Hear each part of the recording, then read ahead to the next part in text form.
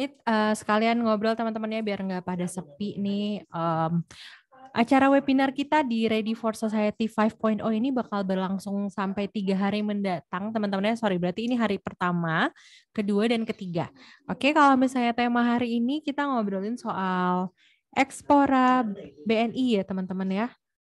Untuk ekspor yang lebih mudah itu dari hari ini.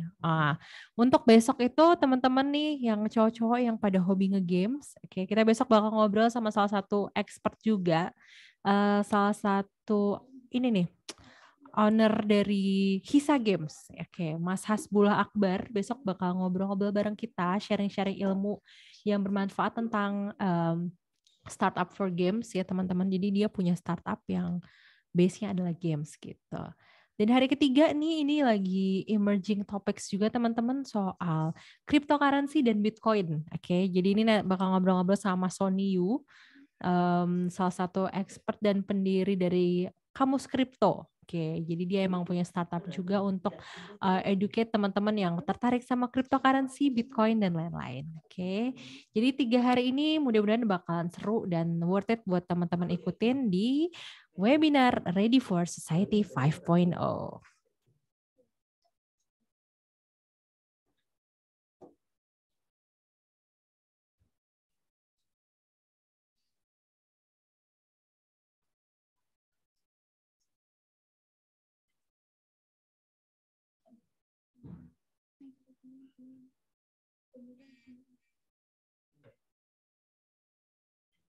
Jadi boleh dong komentarnya, boleh dong di Zoom-nya biar rame ya Pak Fajar ya. Mungkin Pak Fajar nih. Cek. Oke, seru ya. Kita kayak siaran ya. Emang siaran sih sebenarnya. Jadi ini memang sesuatu yang sangat langka ya. Oke, langka. Iya, biasanya kita cuma di depan kamera Zoom aja ya Pak Fajar ya. Kita ngomong nggak tahunya mahasiswanya tidur. Kan? Iya, benar. Kita nggak tahu ya. Ayo ngaku nih. Yang tiba-tiba tidur sambil belajar. Tapi nggak apa-apa sih. Dulu saya mungkin waktu jadi mahasiswa ada salah-salahnya dikit. Tapi jangan sering-sering Mbak ya Pak ya. Gitu. Tapi Mas Guntur, yang Mas Fajar punya mah agak kecil ya mikrofonnya. Cek 1 2 3. Kurang sharp. Cek 1 2 3. Nah, oke. Cek sound biar kayak ini nih anak-anak band ya Mas. Anak-anak band kan cek sound ya. Cek sound. Oke.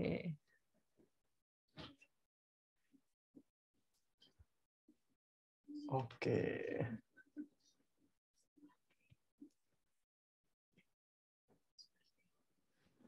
Jadi sedikit Mbak ya mengenai kita membahas pada siang hari ini ya.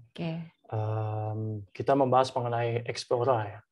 Ini merupakan produk ya saya bilang ya, karena ini merupakan produk yang paling baru dari partner kita ya, BNI ya. Kurang lebih ini baru meluncur 1 tahun Ekspora ya. Ekspora yang berfokus pada bidang ekspor untuk lebih baik. Karena memang kalau memang kita tidak bisa mendapatkan pasar di Indonesia, kenapa tidak kita coba untuk ekspor ke luar negeri? Bisa jadi mungkin di pasar yang ada di Indonesia mungkin sudah jenuh, tapi di luar itu masih banyak kesempatan. Benar. Saya contohkan yang paling sederhana itu sebenarnya kayak di Jepang ya. Di Jepang itu sangat sulit menemukan daun pisang ya Pak. Nah, daun pisang di sana itu sangat mahal.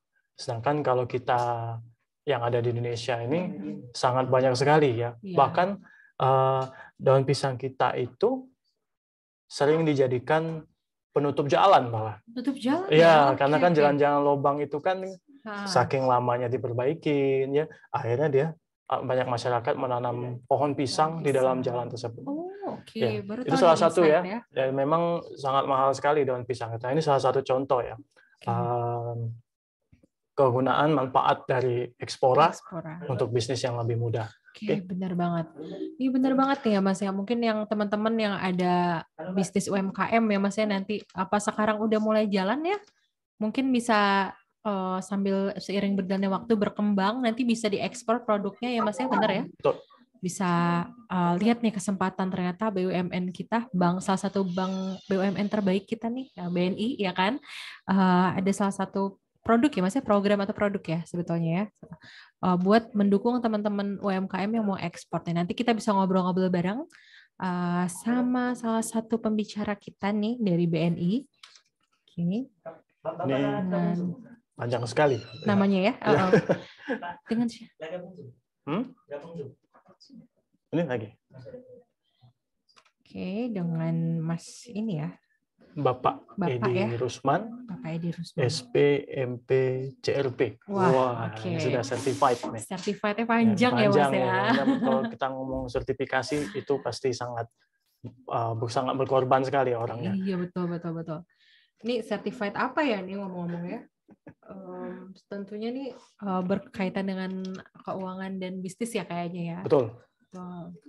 Oke, nanti kita ngobrol nih. Ini berarti kan kalau sesuai judul webinar kita nih, Mas Fajar, kita learning from top digital leaders in society 5.0 era gitu. Jadi kayak ini yang benar-benar kita undang juga orang-orang yang memang qualified di bidangnya nih teman-teman. Jadi kayak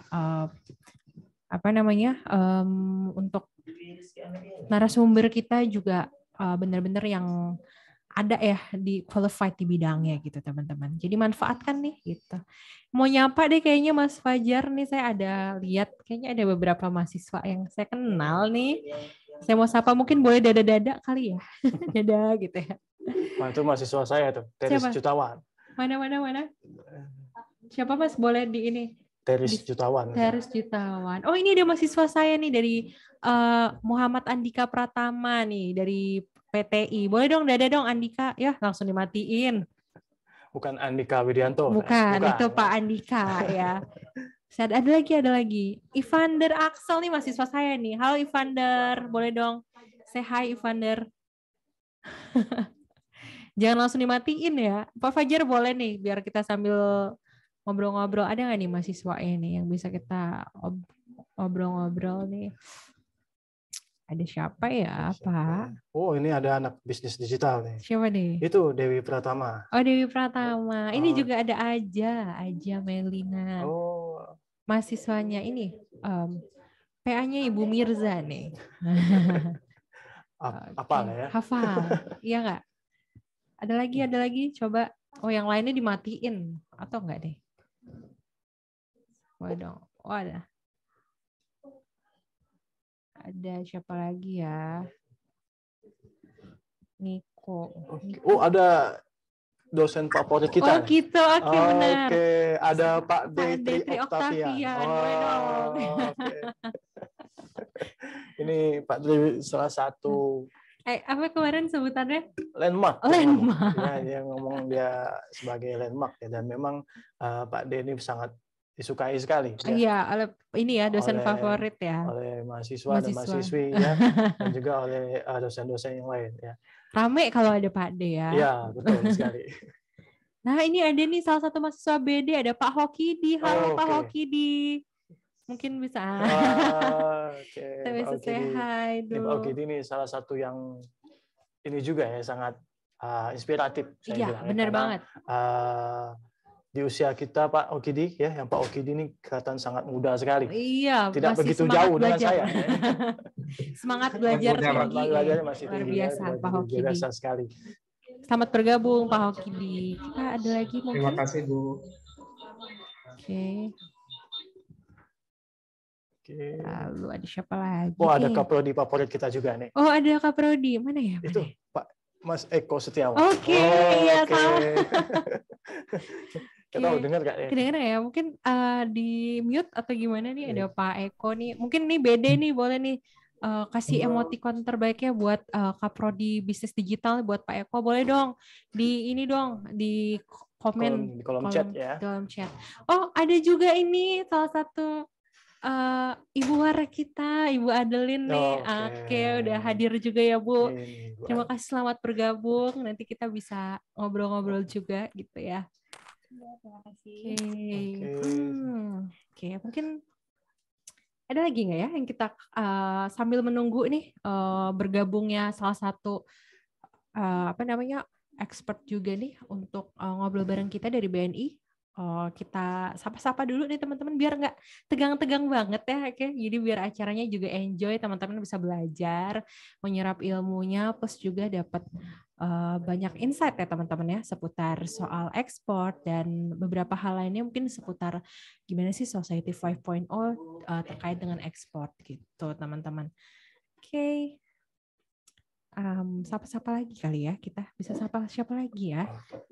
Banyak yang ini nih nggak nunjukin kamera kayaknya. Oh ada ini Ibu Ketua kita, ada Bu Median ya Permata Putri. Terima kasih Ibu sudah bergabung. Ini salah satu ini nih yang melancarkan acara kita ini Ibu Ketua kita nih, Ibu Median. Oke, siapa lagi Mas Fajar mungkin? Atau punya pantun? Oh itu nanti disimpan buat terakhir ya Mas ya. Terakhir aja. Oke. Oh itu ada, kita lihat situ ada Melinda tuh. Melinda. Wow, mahasiswa Mas Fajar ya. Mahasiswa saya itu Melinda. Oke. Saya lihat dulu nih. Itu Anissa Damayanti juga banyak ya mahasiswa kita yang masuk ke dalam tema yang pertama. Tema yang pertama ya. Ini sudah 198.000. Oke, 198.000 ya Mas ya? Keren biasa. Banget ya. Kalah Stadion Gelora Sriwijaya. Luar biasa. Oke. Oh, sudah genap. Siapa? Udah genap. Udah berapa Mas? 200.000. 200.000. Oke, baik. Ada kayak siapa lagi ya? Fajar enggak. Azalia Nur Azahra ini mahasiswa ini juga deh kayak mahasiswa saya nih. Semuanya harusnya mana lagi ya? Oke. Oh, ada Pak Fajar kayaknya. Oh, saya sendiri tuh. Oh. Pak Fajar.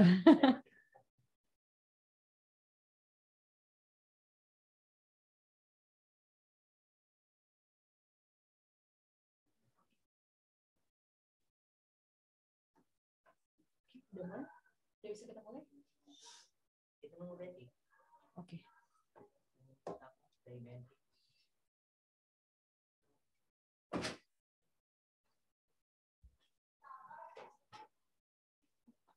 Oke nih teman-teman, mungkin sebelum mulai ini kita ngobrol-ngobrol dulu nih soal apa sih Society 5.0 gitu ya teman-teman ya. Jadi mungkin saya ngasih ini dulu ya Mas Fajar ya, kayaknya ya review singkat kali ya tentang apa sih sebenarnya kita ngapain ngobrolin review Society 5.0 gitu. Ready for Society 5.0 itu seputar apa sih teman-teman? Apa bedanya sama kemarin kayak baru deh ngobrolin soal Industrial 4.0 gitu ya. Bedanya apa sih gitu ya? Mungkin boleh nih teman-teman sembari saya baca juga ya sambil saya sharing-sharing juga gitu. Ini nih sebenarnya Society 5.0 ini adalah bagian dari konsep ya teman-teman. Ini konseptual yang mendefinisikan bahwa teknologi dan manusia ini akan hidup berdampingan ya dalam rangka meningkatkan kualitas taraf hidup manusia secara berkelanjutan. Nah, kalau ngomongin kayak gini, kenapa berdampingan gitu? Kalau dulu teman-teman mungkin ingat ada Industrial 4.0 atau Industrial 3.0 gitu. Di era-era mesin uap dan lain-lain ya, itu sebetulnya ada isu kalau misalnya manusia dan teknologi itu akan tergantikan gitu teman-teman, ya kan? Kalau dengan teknologi, waduh ini udah ada robot, mungkin manusia itu akan tergantikan gitu dengan teknologi robot. Oh iya, manusia tergantikan dengan teknologi robot gitu. Jadi gimana nih nanti, apakah nanti dunia akan terisi penuh dengan robotics lainnya gitu ya? Itu nggak akan terjadi karena ada beberapa ini ya teman-teman ya, human touch yang tidak akan bisa tergantikan oleh yang namanya robot gitu. Oke, jadi kalau misalnya teman-teman boleh nih cari-cari apa sih kaitannya Industrial 4.0 dengan Society 5.0 gitu. Jadi itu sebenarnya ada titik temu teman-teman antara kedua itu di mana kita ini akan hidup berdampingan antara teknologi dengan manusia gitu teman-teman ya. Betul ya Mas Fajar ya gitu ya. Betul sekali. Memang kalau kita ngomongin teknologi itu tidak bisa terlepas dari manusia sebenarnya. Betul, meskipun memang ada wacana juga dari World Trade Organization ya yang bilang bahwa pada tahun 2030 nanti kehidupan manusia akan digantikan oleh teknologi. Salah satunya seperti apa? Yaitu pekerjaan profesi kasir sama juga teller. Ya. Nah, memang hal-hal ini harus bisa kita waspadai sebenarnya. Jangan sampai kita tergerus oleh zaman teknologi, tapi kita memanfaatkan teknologi tersebut sehingga kita bisa membangun bisnis yang jauh lebih baik. Benar banget teman-teman. Jadi kayak mungkin sekarang kenapa ada ini yang IFSI ya dengan sebutan artificial intelligence nih, kecerdasan buatan, di mana kecerdasan manusia ini bisa diserap ya teman-teman oleh ini ya teknologi. Jadi udah bisa gitu. Apa yang manusia lakukan sudah bisa dilakukan oleh robot. Tapi balik lagi tadi kalau menurut konsepnya ini sebenarnya Society 5.0 ini dicanangkan oleh Jepang dulu Mas ya. Betul. Jepang ya, benar. Jadi di Jepang itu kan robotnya udah lebih dulu kayak 10 tahun, 15 tahun dari kita ya Mas ya. Oke, makanya dia gimana caranya kita ini berhidup berdampingan dengan teknologi ya. Kayak ada era The Society 5.0. Baru deh itu dicanangin ya Mas ya? Iya. Kalau nggak salah, kalau di Jepang itu memang orangnya memang inovatif, ya. Salah satu pionir juga, ya, dalam dunia teknologi ya. Bahkan sampai sekarang pun kita nggak bisa nyamain Jepang ya. Salah satunya produk yang paling gampang kita temuin pun seperti mobil dan juga motor. Iya benar. Sampai sekarang itu masih kita banyak konflik ya. Bahkan kalau di Jepang itu sangat didukung sekali. Betul banget. Jadi kayak ini konsep ini ya teman-teman, tujuannya buat apa sih tadi, supaya manusia dan teknologi hidup berdampingan, ini supaya meningkatkan kualitas taraf hidup manusia secara berkelanjutan. Jadi sustainability ya teman-teman. Kalau sering dengar nih di bisnis nih, sering dengar sustainability. Nah ini soal kita gimana sustainable berdampingan dengan teknologi dan hidup kita sebagai manusia, human being ya teman-teman ya. Nah, balik lagi ini kalau misalnya ngomong society ya Mas Fajar ya, itu ada transformasi digital ya Mas ya, yang salah satunya yang mencetuskan ini ya, Society 5.0 juga ya Mas ya. Itu kalau menurut Mas Fajar gimana tuh Mas? Tadi apa? Transformasi. Kayak terlalu serius ya teman-teman ya. Ini kayak kuliah. Oke, kita coba turn down dulu kali ya, nggak usah. Jadi kayak saya kayak wawancara ya Mas. Saya pemanasan dulu. Pemanasan aja ya. Ya gini kayak kita lagi di 1, 2, 3 ya.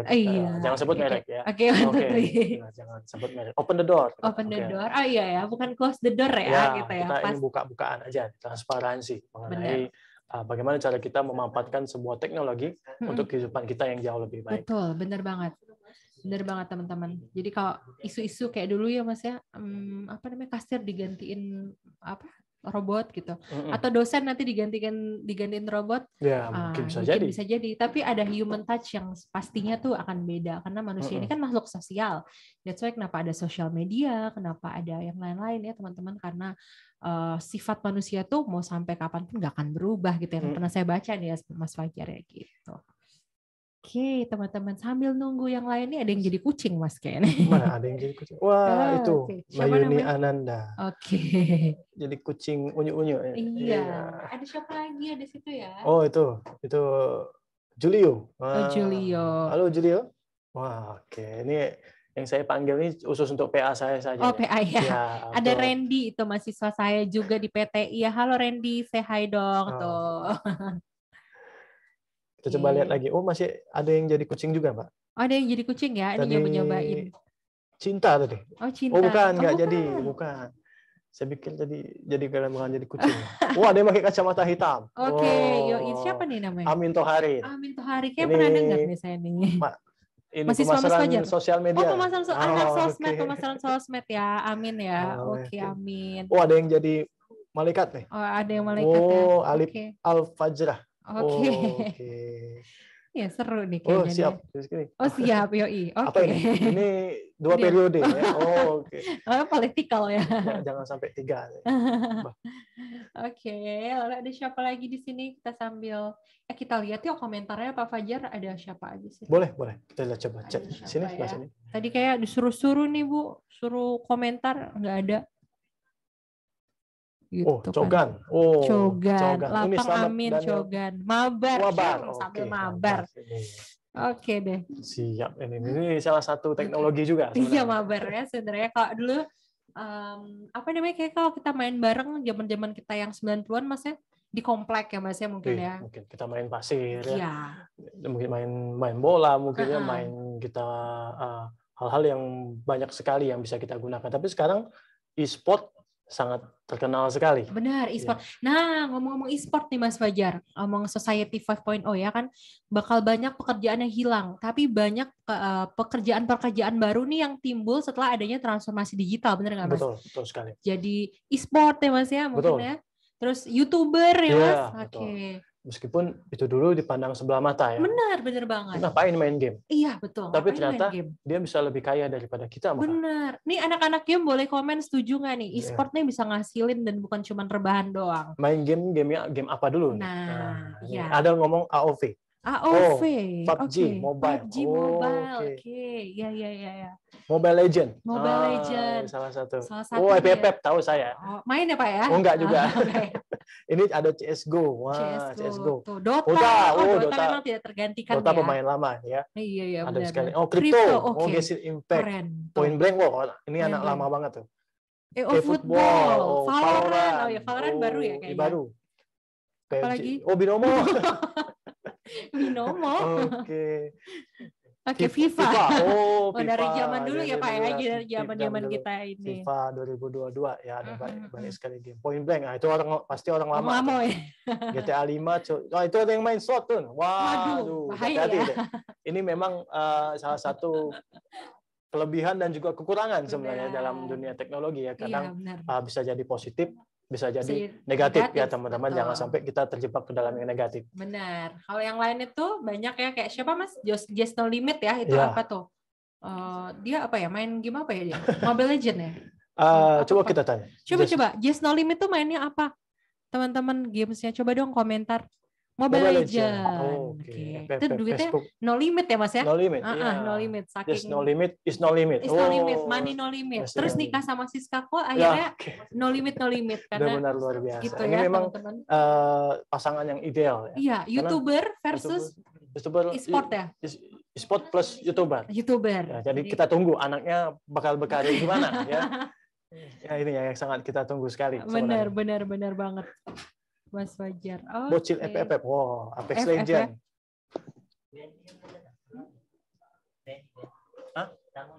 Sudah datang? Udah bergabung? Oke. Kita coba panggil ya. Apakah sudah bergabung Pak Edi Rusman? Pak Edi, bisa dengar suara saya, Pak Edi Rusman? Ya. Oke. Selamat sore, Mas Fajar. Selamat sore, Pak Edi. Saya penasaran sama Pak Edi nih. Nama akunnya mungkin kita main ya. Kabar Pak Edi? Alhamdulillah. Aduh badai. Pembicara kita pada sore hari ini, Pak Edi Rusman. Wah, ini saya baru pertama kali sama Mbak saya sudah agak gugup ini. Karena ini panjang sekali ya. Gelarnya panjang sekali dan juga pengalamannya juga sangat banyak sekali ya. Saya mungkin bisa dibuka kali ya. Mungkin kita bisa mulai kali ya. Nanti. Kita mulai dulu untuk hari ini Pak Fajar ya, acara pada sore hari ini kita akan mulai nih dari rundown acara. Oke, teman-teman. Saya buka dulu ya secara formal mungkin ya. Assalamualaikum warahmatullahi wabarakatuh. Selamat sore teman-teman sekalian. Yang terhormat Ibu Wakil Rektor Institut Teknologi dan Bisnis Palkomtek, Ibu Adeline STMkom. Oke, lalu juga ada Sivitas Akademika Institut Teknologi dan Bisnis Palkomtek, para Kaprodi, para Bapak Ibu dosen, dan para mahasiswa yang kami cintai sekalian, serta peserta dari seminar Ready for Society 5.0 pada sore hari ini. Oke. Izinkan saya sebagai MC membuka acara pada sore hari ini, teman-teman. Perkenalkan, nama saya Azalia. Dalam acara sore hari ini kita akan mulai terlebih dahulu, teman-teman, sesuai dengan rundown kita ya. Untuk pertama-tama seperti biasa kalau di acara Palkomtek kita akan memulai dengan menyanyikan lagu Indonesia Raya bersama ya, teman-teman ya. Oke. Mungkin untuk supaya lebih hikmat, boleh kita sambil nyalakan ininya, teman-teman ya, videonya. Teman-teman sambil kita menyimak lagu Indonesia Raya.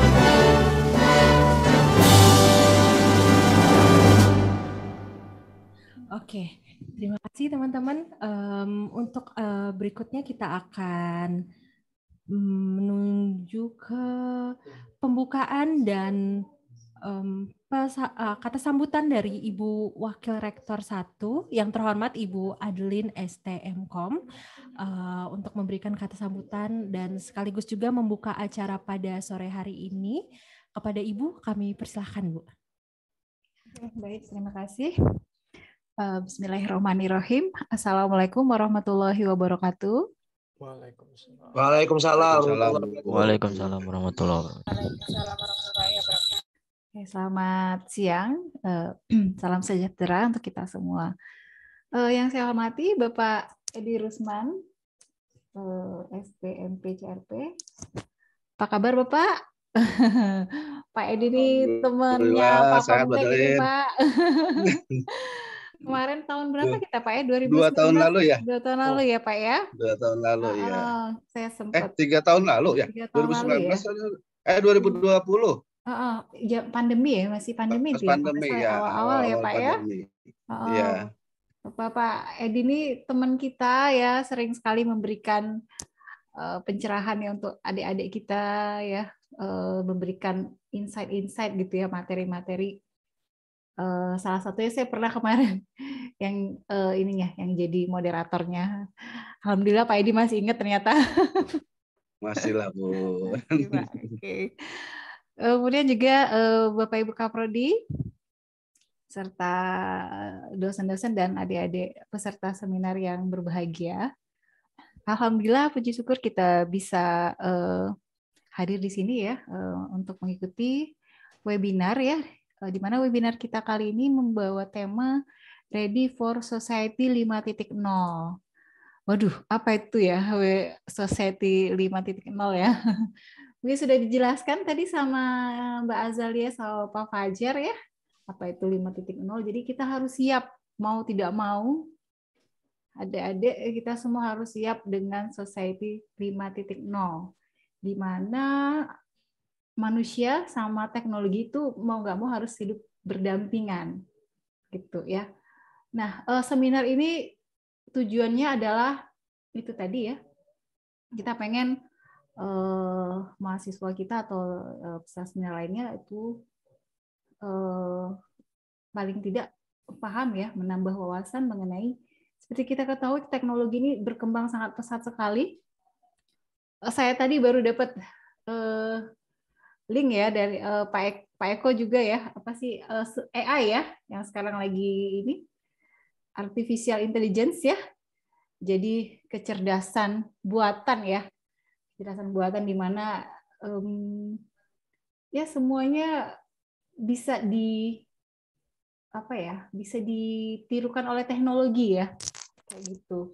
Jadi ini sebuah tantangan ya, tantangan bagi kita semua, di mana kita kalau bisa kita jangan jadi korbannya teknologi, tapi kita bisa memanfaatkan ya teknologi ini untuk ya masa depan yang lebih baik gitu. Nah, ini salah satu tujuan kita juga untuk adik-adik membuka wawasan ya mengenai bagaimana perkembangan teknologi, ada istilah transformasi digital mungkin nanti ya. Ada Society 5.0, ada Industrial Revolution ya 4.0 gitu ya. Oke, kita semua harus siap.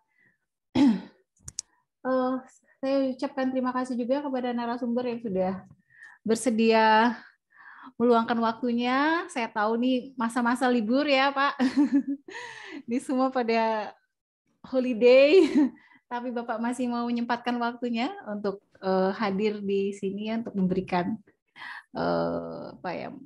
insight atau materi ya untuk adik-adik kita semua. Dan juga kepada panitia yang sudah bekerja keras ya untuk mempersiapkan seminar ini dengan sebaik mungkin. Dengan waktu yang sangat singkat ya, dengan waktu yang sangat singkat, tapi alhamdulillah pesertanya cukup banyak ini ya, saya lihat sudah sampai 230-an ya sepertinya ya. Nah, kepada peserta seminar harapannya materi-materi yang disampaikan itu bisa ya menambah wawasan, menambah pengetahuan ya untuk seperti jargonnya kita ya, for a better future. Gitu ya, amin ya. Mungkin itu saja sambutan dari saya, di mana sambutan ini sekaligus untuk membuka kegiatan seminar kita, di mana seminar kita nanti ada kurang lebih berlangsung selama 3 hari ya. Nanti ada tiga tema nanti, di mana tema pertama ini akan dibawakan oleh Bapak Edi Rusman. Itu saja dari saya. Terima kasih. Saya akhiri. Wabillahi taufik wal hidayah. Wassalamualaikum warahmatullahi wabarakatuh. Waalaikumsalam warahmatullahi wabarakatuh. Oke, mohon maaf sebelumnya saya lupa, Pak Edi. Saya sampaikan salam dari Bapak Rektor kita, Pak Benedictus Effendi. Pak Beni ya, salam kembali. Beliau udah lama nggak ketemu. Iya, beliau belum sempat hadir ya karena ada kegiatan yang nggak bisa ditinggal, Pak. Jadi beliau nitip salam buat Bapak dan saya terima. Salam kembali, Bu. Oke, terima kasih, Pak. Ya, terima kasih. Saya kembalikan ke moderator. Terima kasih kepada Ibu Wakil Rektor 1, Ibu Adeline STMkom, sekaligus membuka acara kita untuk acara webinar kita selama 3 hari ini ya Mas Fajar ya. Oke, balik lagi teman-teman, untuk acara siang hari ini, tema pertama di tanggal 27 Desember 2022, ini temanya adalah Ekspora BNI untuk ekspor lebih mudah ya teman-teman. Nah, mungkin untuk sesi kali ini saya akan berikan langsung ke Bapak Fajar, moderator, beserta Bapak Edi Rusman. Oke, untuk bisa ngobrol-ngobrol lebih jauh ya Pak ya. Nanti dipersilahkan, the floor is yours Pak, silakan. Oke. Terima kasih waktunya atas Ibu. Oke, terima kasih. Mau kemana nih? Belum ya? Belum. Kayaknya ya. Untuk fokus lebih mungkin nanti akan ke Pak Fajar aja. Nanti saya akan bergabung lagi di akhir acara Pak. Gitu. Oke, siap. Oke deh teman-teman. Selamat bergabung dan selamat ini ya belajar banyak dari Pak Edi Rusman nih. Semangat. Nanti kita akan ngobrol-ngobrol lagi. Mungkin ada kuis dan lain-lain di akhir acara ya Pak Fajar ya. Betul. Nanti kalau ada yang mau bertanya dan bertanya yang memang baik dan juga berkualitas, kita sudah siapin hadiah. Ada hadiah ya Pak ya? Iya, betul sekali. Pak Edi kayaknya udah nggak sabar. Oke. Silahkan untuk Pak Fajar dan Pak Edi dipersilahkan untuk. Oke, siap. Terima kasih waktunya Ibu Azalia. Headsetnya ketinggalan. Ya, hati-hati. Nanti kebawa ke rumah. Ya. Oke, Assalamualaikum warahmatullahi wabarakatuh. Salam sejahtera. Selamat siang kepada teman-teman semua dan selamat siang kepada Pak Edi Rusman. Terima kasih telah menyempatkan waktunya sampai dengan sore ini ya pada waktu yang sangat mepet sekali Pak Edi. Kami mohon maaf juga kalau memang kami ada salah kata dan juga salah kelakuan karena memanggil Pak Edi sebagai salah satu narasumber kita di webinar Ready for Society 5.0. Sebelumnya saya akan memperkenalkan dulu, saya sebagai seorang moderator, nama saya Muhammad Fajar Aribowo, SEWMM, saya merupakan dosen, Pak Edi, dosen dari program studi bisnis digital. Jadi dalam program studi bisnis digital, kami mengintegrasikan teknologi dengan bantuan bisnis. Ya, jadi bagaimana caranya kami bisa memanfaatkan teknologi tersebut sehingga bisnis bisa menjadi lebih mudah, lebih cepat dan juga lebih baik. Oke, saya akan perkenalkan juga kepada teman-teman salah satu narasumber kita yang pertama dan juga yang terhebat juga salah satu ya. Nah, saya kenalkan Bapak Edi Rusman, SPMP CRP. Beliau pendidikan terakhir S2 di Fakultas Teknologi Universitas Institut Pertanian Bogor, IPB. Betul Pak Edi ya? Ya, betul. Betul. Jurusannya fokus pada kewirausahaan industri kecil dan juga menengah pada tahun 2009. Nah, ada banyak sekali pengalaman-pengalaman dari Pak Edi Rusman ya. Saya sebutkan mungkin satu ataupun lebih dari satu ya. Ada learning consultant di divisi BNI Corporate University dari tahun 2020 sampai dengan sekarang. Kemudian ada pemimpin kantor cabang kelas 1 Menteng pada tahun 2016 sampai dengan tahun 2020.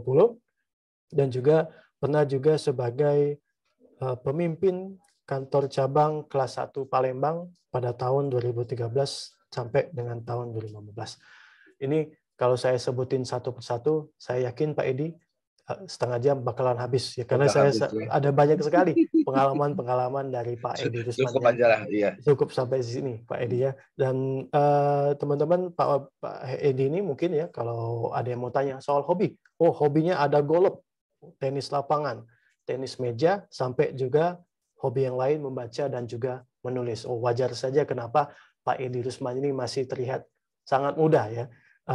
Hobinya ini golf sama tenis lapangan. Ya, ini luar biasa sekali Pak Edi. Saya mau sapa dulu Pak Edi. Selamat sore Pak Edi. Selamat sore Mas Fajar. Oke, siap. Ini baru pertama kali kita ketemu sama Pak Edi. Saya ya maksudnya ketemu sama Pak Edi Rusman. Jadi Pak Edi Rusman ini akan membagikan berbagai macam materi ya mengenai materi kita. Yang pertama Explora untuk bisnis, untuk ekspor lebih mudah ya. Nanti juga ditambah dengan tips-tips ya mengenai diintegrasikan dengan financial teknologi. Kurang lebih seperti itu, Pak Edi ya? Ya. Oke. Untuk mempersingkat waktu kita, karena waktu sudah menunjukkan jam 3:10, saya serahkan kepada Pak Edi Rusman untuk membagikan materinya. Silakan, Pak Edi. Baik, terima kasih Mas Fajar. Terima kasih juga tadi Mbak Azalia, MC-nya. Assalamualaikum warahmatullahi wabarakatuh. Selamat sore. Salam sejahtera untuk kita semua. Yang kami hormati Bapak Rektor, Pak Beni, yang dalam hal ini diwakili oleh Ibu Warek 1, Ibu Adeline. Kebetulan tahun 2020 kita pernah duet gitu ya di acara Palkomtek juga waktu itu. Hanya platformnya kita waktu itu pakai IG, jadi agak-agak ini ya, sedikit agak kurang inilah ya, karena jaringan juga kurang bagus. Sekarang dengan platform Zoom, mudah-mudahan ini lebih bisa lebih banyak diikuti dengan aktif lah ya, karena kalau IG aktif agak susah gitu ya, jadi banyak mendengarnya aja. Nah, kemudian juga para Kaprodi ya, Kaprodi yang hadir, kemudian Bapak Ibu dosen serta adik-adik mahasiswa ITB Palkomtek ya, Institut Teknologi dan Bisnis Palkomtek. Saya waktu di Palembang masih Palkomtek aja gitu ya. Tahun berapa ya jadi ITB Palkomtek? Kebetulan saya enggak. April tahun ini Pak. 2014. Oh, baru tahun ini ya. Oh, ya. Selamat lah, saya ucapkan selamat. Mudah-mudahan kalau saya diajak untuk bergabung mengajar juga, saya bersedia Bu Adeline supaya bisa lebih ini lagi kan. Kalau ada praktisi kan lebih bisa lebih mantap lagi gitu ya. Mancing-mancing aja sih ini. Merdeka belajar ya Pak ya. Nah, betul, merdeka belajar. Baik, terima kasih juga kepada ITB Palkomtek yang sudah memberikan kesempatan kepada saya, yang memang saya punya hobi untuk berbagi, walaupun kemarin sedikit agak ini ya. Pertama memang mendadak juga, kemarin saya diinfo sama Ibu Novi sama Pak Badar. Kemudian ada perubahan juga tadi malam malah ya. Ya udah akhirnya kita combine aja deh ya. Jadi di dalam kesempatan ini saya akan membawakan ya hanya berdiskusi lah ya teman-teman semua, terutama buat adik-adik mahasiswa yang sedang menjalani pendidikan di ITB Palkomtek. Tentunya pasti saya yakin sudah mengenal ini. Izinkan saya share Mas Fajar ya. Boleh, silakan Pak. Sebentar.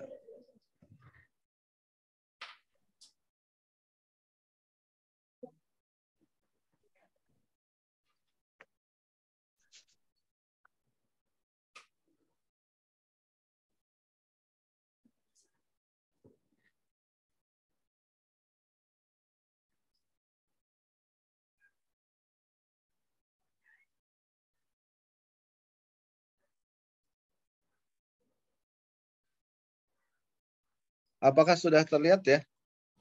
Sudah terlihat jelas Pak Edi. Baik, terima kasih. Nah, sore hari ini saya akan membawakan sebuah cerita gitu ya, sebuah cerita di dalam rangka webinar Ready for Society 5.0 ya, dengan judul saya combine BNI Explora solusi optimalisasi fintech bagi UKM. Nah, pada kesempatan ini saya berharap juga ini bisa menjadi insight atau view buat teman-teman mahasiswa yang mungkin sudah punya hobi atau udah memiliki bisnis gitu ya, sehingga ini bisa menjadi sebuah jalan keluar gitu ya untuk membantu teman-teman semua. Nah, teman-teman, Bapak Ibu, sebagaimana kita ketahui bahwa selama ini atau mungkin sampai dengan saat ini kita sudah bisa merasakan gitu ya, kita dengan hanya menggenggam handphone kita sudah bisa ngapa-ngapain ya.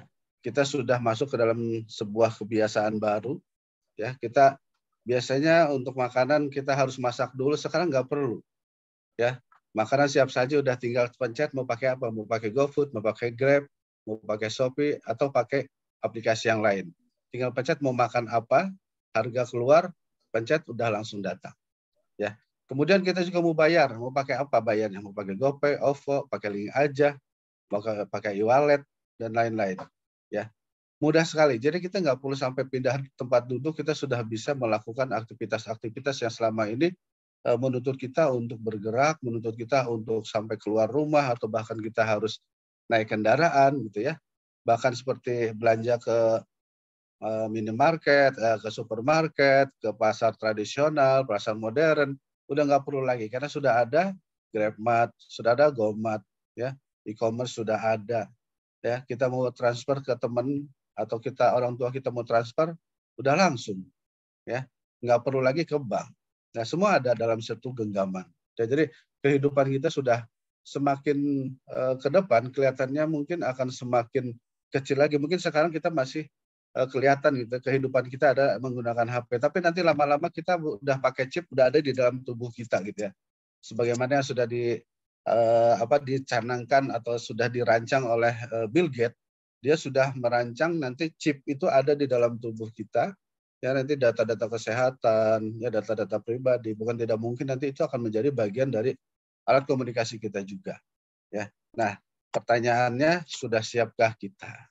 Ya, nah teman-teman juga yang suka hiburan, saya yakin pasti akan semakin akan semakin nyaman, tidak perlu ke 21 gitu ya, terutama pada saat kita mengalami pandemik. Ya mungkin sekarang karena kangen di 21, jadi saya lihat di 21 juga sudah mulai banyak lagi. Nah, selanjutnya kita juga harus menyadari bahwa semua itu terjadi tidak secara tiba-tiba. Ya, semua berproses. Nah, proses itu kadang-kadang tidak kita sadari. Nah, di sini saya sedikit ingin merefresh aja lah ya, atau merimain kembali bahwa semua yang terjadi dari apa yang disampaikan di awal tadi itu karena kita sudah mengalami revolusi industri. Ya, revolusi industri pertama itu tahun 1784. Apa sih tandanya? Ditandai dengan adanya mesin uap. Ya, waktu itu James Watt menemukan mesin uap ya tahun 1776. Nah, disitulah awal sebuah revolusi ya, waktu itu di Perancis kalau tidak salah. Nah, ini banyaklah ekses-eksesnya. Jadi setiap terjadi sebuah revolusi pasti akan terjadi ekses. Ya, itu udah otomatis. Nah, bahwa ekses itu mungkin ada yang merugikan, tetapi juga ada ekses positif gitu ya. Nah, ini yang harus kita cermati aja. Kita tidak boleh nyumpah-nyumpah, wah ini gara-gara revolusi industri, akhirnya saya kehilangan pekerjaan nih. Akhirnya saya gaji saya turun atau bahkan saya udah nganggur nih misalnya gitu. Nah, ini harus kita antisipasi karena sebuah prosesnya selalu berjalan. Ya, kemudian industri kedua 2.0 itu pada saat muncul tenaga listrik. Ya, di situ Thomas Alva Edison menemukan tenaga listrik, akhirnya mulai ya pabrik-pabrik sudah menggunakan tenaga listrik, akhirnya berkurang juga tenaga manusia. Berlanjut ke industri 3.0 yang muncul otomasi, di situ komputer dan elektrik juga sudah menjadi satu kesatuan. Ya, komputer sudah ada, ya softwarenya berbasis teknologi otomasi juga. Akhirnya sudah perancangan-perancangan, bahkan pekerjaan-pekerjaan yang cukup berat pun sudah bisa diambil alih oleh mesin, ya. Nah, ini juga mulai banyak mengurangi tenaga-tenaga manusia atau buruh gitu ya. Masuk sekarang ke industri 4.0, ini tambah lagi, ya tambah kencang lagi karena di sini udah lebih canggih lagi ya, teman-teman. Ya sudah tidak hanya komputer aja, sudah komputerisasi by internet, Ya, jadi sudah mulai terhubung. Ya, sudah mulai terhubung. Dunia ini sudah mulai terhubung akhirnya. Nah, di sini juga mengakibatkan bertambah lagi teman-teman kita atau pekerja-pekerja yang mulai kehilangan.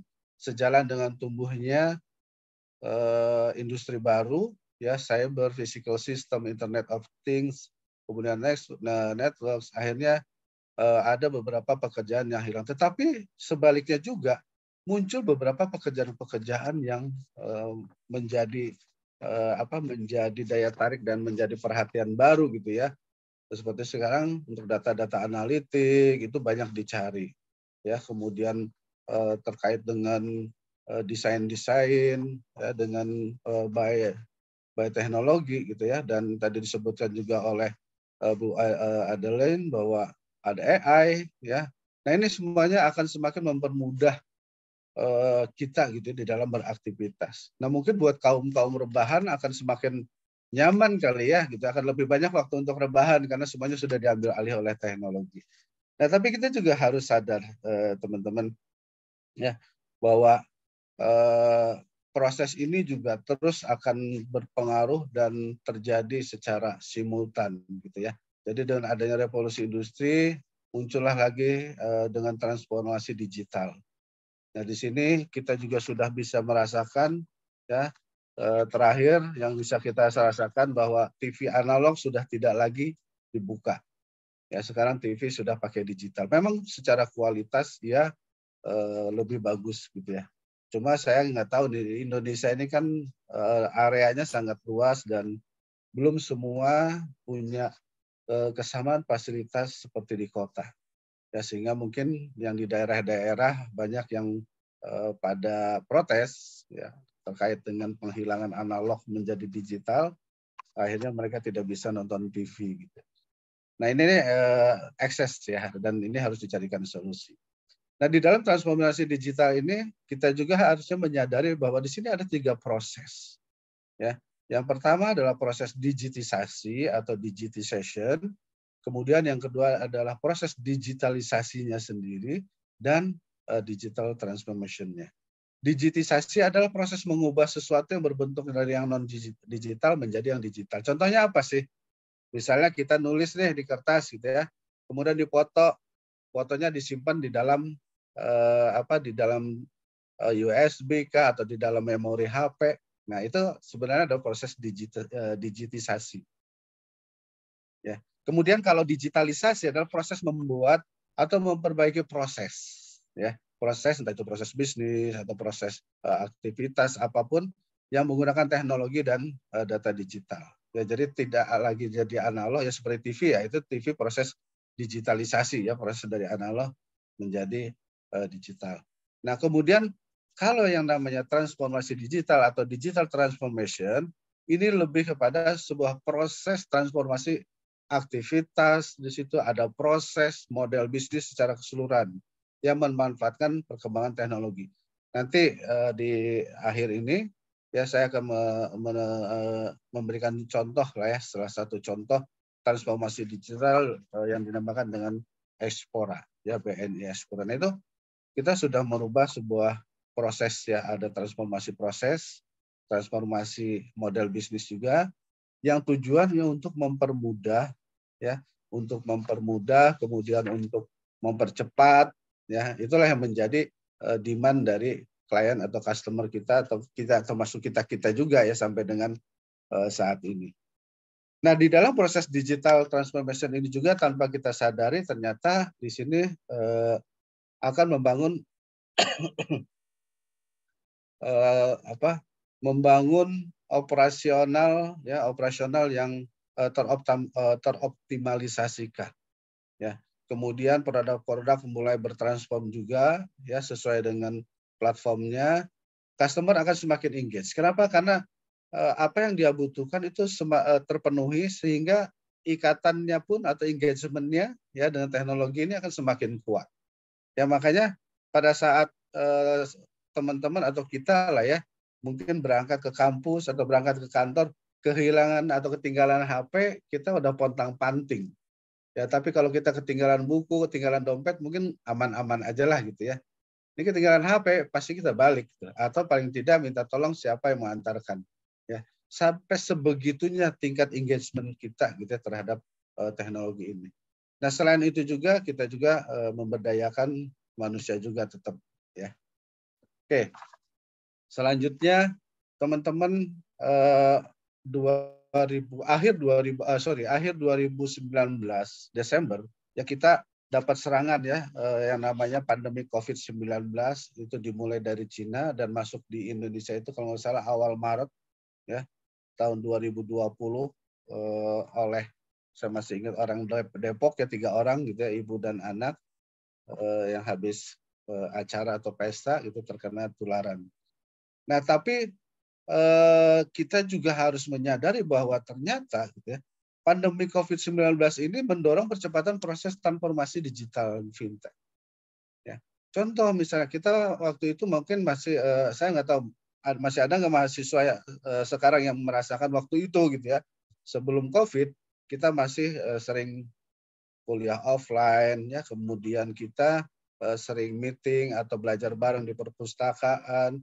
Kemudian kita mungkin belanja sendiri ya datang ke market ya kemudian kita sering nonton di bioskop 21 atau CGV atau yang lainnya gitu ya atau kita mungkin masih menggunakan atau alat tukar atau alat bayar dengan uang cash ya namun secara otomatis ya pada saat pandemi COVID-19 semuanya berubah ya semua berubah.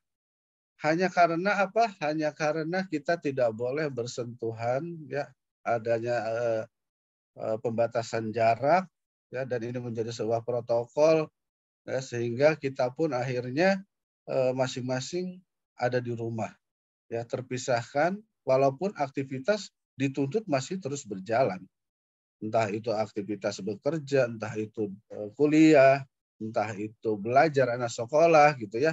Semua tetap harus berjalan. Kalau sampai berhenti semua, ya bagaimana dengan proses ekonomi kita? Pasti akan ambruk karena tidak akan ada perputaran. Nah, alhamdulillah kemarin para penggiat startup gitu yang bergerak di fintech luar biasa, mereka cepat mengambil keputusan dan sebenarnya itu cepat mengambil peluang gitu ya. Buat mereka adalah mungkin tujuannya juga membantu sehingga mereka sekarang dapat untung banyak gitu ya. Tapi buat mereka saat itu adalah ini sebuah peluang. Ya, waktu itu Grab, kemudian Gojek yang sudah duluan akhirnya malah tambah lagi gitu ya, tambah kencang. Muncullah ya fintech-fintech yang membantu aktivitas kita. Ya, ada Doku, ada OVO, Dana, GoPay, ada Link Aja. Ya. Semuanya sudah serba digital. Bahkan di perbankan pun ya harus segera melakukan transformasi. Kalau tidak, nasabah tidak bisa datang ke kantor atau ke bank, ya. Sementara nasabah perlu transaksi. Di sebaliknya juga bank juga membutuhkan transaksi dari nasabah. Kenapa? Kalau tidak ada transaksi nasabah, berarti nggak ada bisnis dong. Ya. Nah akhirnya cepatlah masing-masing perbankan mengeluarkan yang dikenal dengan BNI Mobile Banking.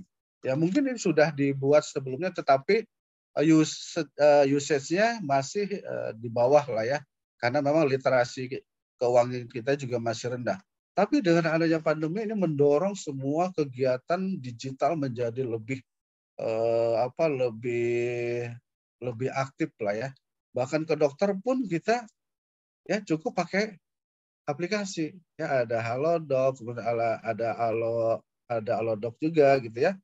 Nah kemudian nonton pun kita cukup pakai Netflix, ada video, ada iFlix dan sebagainya.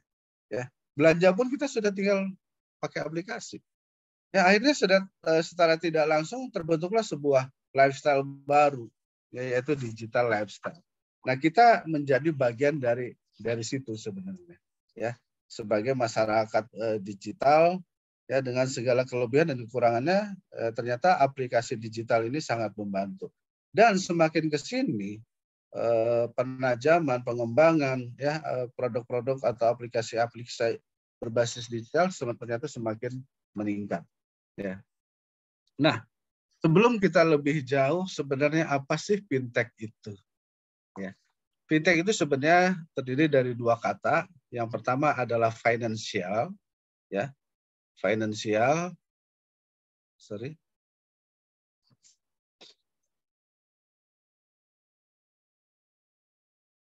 Ya, yang pertama adalah financial, ya, ini terkait dengan keuangannya, dan kemudian yang kedua adalah teknologi yang terkait dengan digital. Nah, di dalam digitalnya atau teknologinya ini ada data dan informasi, dan kemudian ada value di sini juga.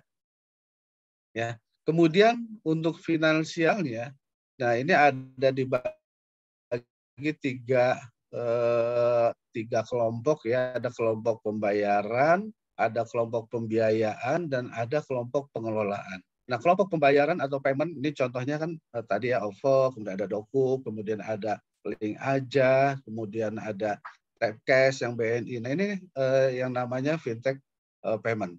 Nah, kemudian kalau pembiayaan peer-to-peer lending, ya saya yakin teman-teman pasti sudah kenal, ya. Ada Investri, macam-macam, ada crowdfunding segala. Nah, untuk yang lainnya adalah pengelolaan. Nah, pengelolaan di sini ada semacam aplikasi untuk supporting, ya, ada untuk supporting, kemudian manajemen risiko dan asuransi. Supporting seperti apa? Contohnya ya seperti kita melihat Google Map, ya, itu supporting juga itu sebenarnya. Nah, kemudian financial advisor, ya, kalau kita mau mengelola keuangan, kita bisa pilih nih, ya, kita mau mengelola apa, ya. Di perbankan pun masing-masing juga sudah bikin semua, ya. Kemudian sekarang sudah ada insurance teknologi juga. Nah, dengan adanya fintech ini mau tidak mau, ya, kita rasakan bahwa ternyata biayanya lebih murah, ya, bagi kita sebagai pelanggan loh, ya. Ya, bagi kita sebagai pelanggan murah, biaya-biaya semakin murah. Kemudian dari sisi waktu juga lebih cepat, dari sisi ruang tidak perlu bahkan ruang atau tempat yang luas, ya, jadi branchless, dan pergudangan juga sudah tidak ada lagi. Ini bagi pengguna, tapi bagi si inisiator, ya, apalagi di perbankan, sebenarnya ini merupakan biaya tinggi di awal, ya, karena untuk investasi teknologi ini butuh biaya yang lumayan besar. Nah, di dalam sebaliknya gitu, ya, dengan adanya fintech ini ternyata cost dari transaksi itu menjadi menurun.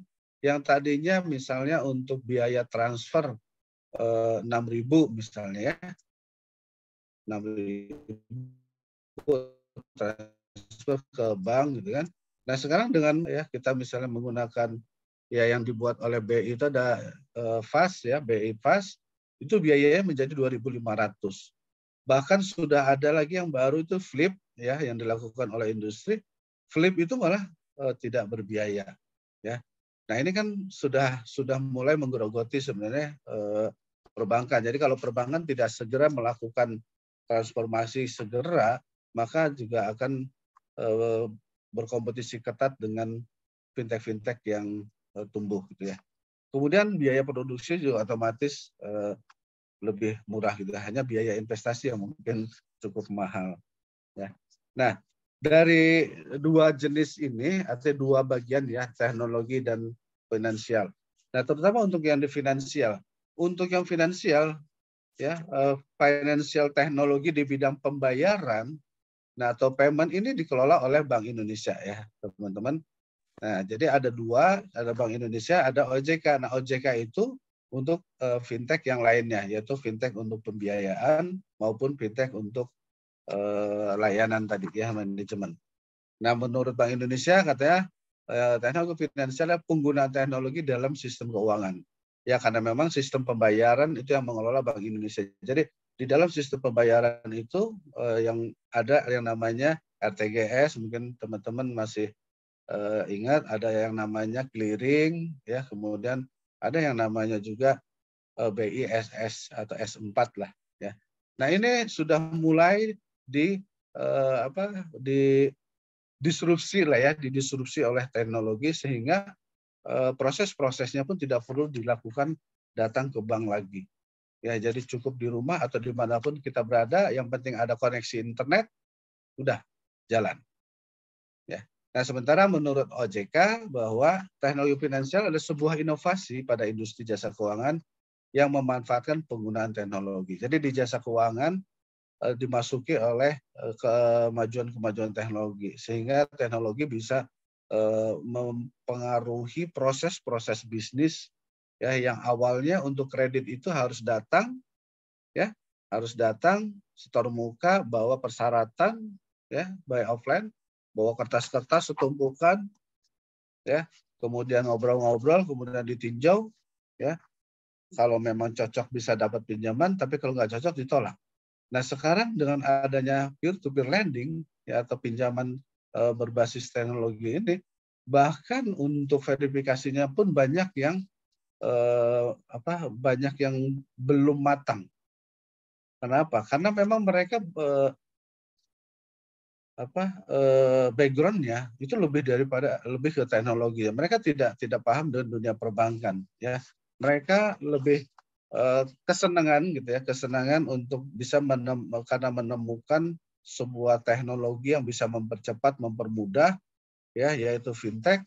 Jadi orang pinjam tinggal masuk ke aplikasi, isi sesuai dengan kolom-kolom yang dibutuhkan atau yang diminta, setelah dikirim verifikasi sebentar, mungkin foto, tunjukkan KTP, selesai, pinjamannya berapa, udah bisa langsung ya. Begitu mudahnya ya, teman-teman.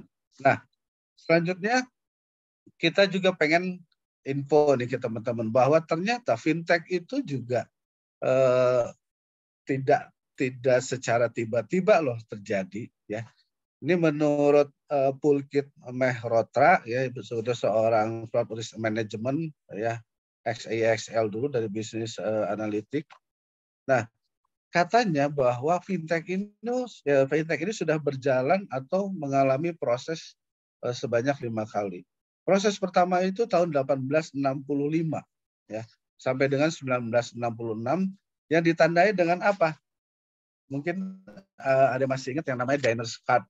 Ya, dulu tuh ada, saya waktu tahun 96 pertama kali saya bergabung dengan perbankan, ya ada yang namanya Diners Card.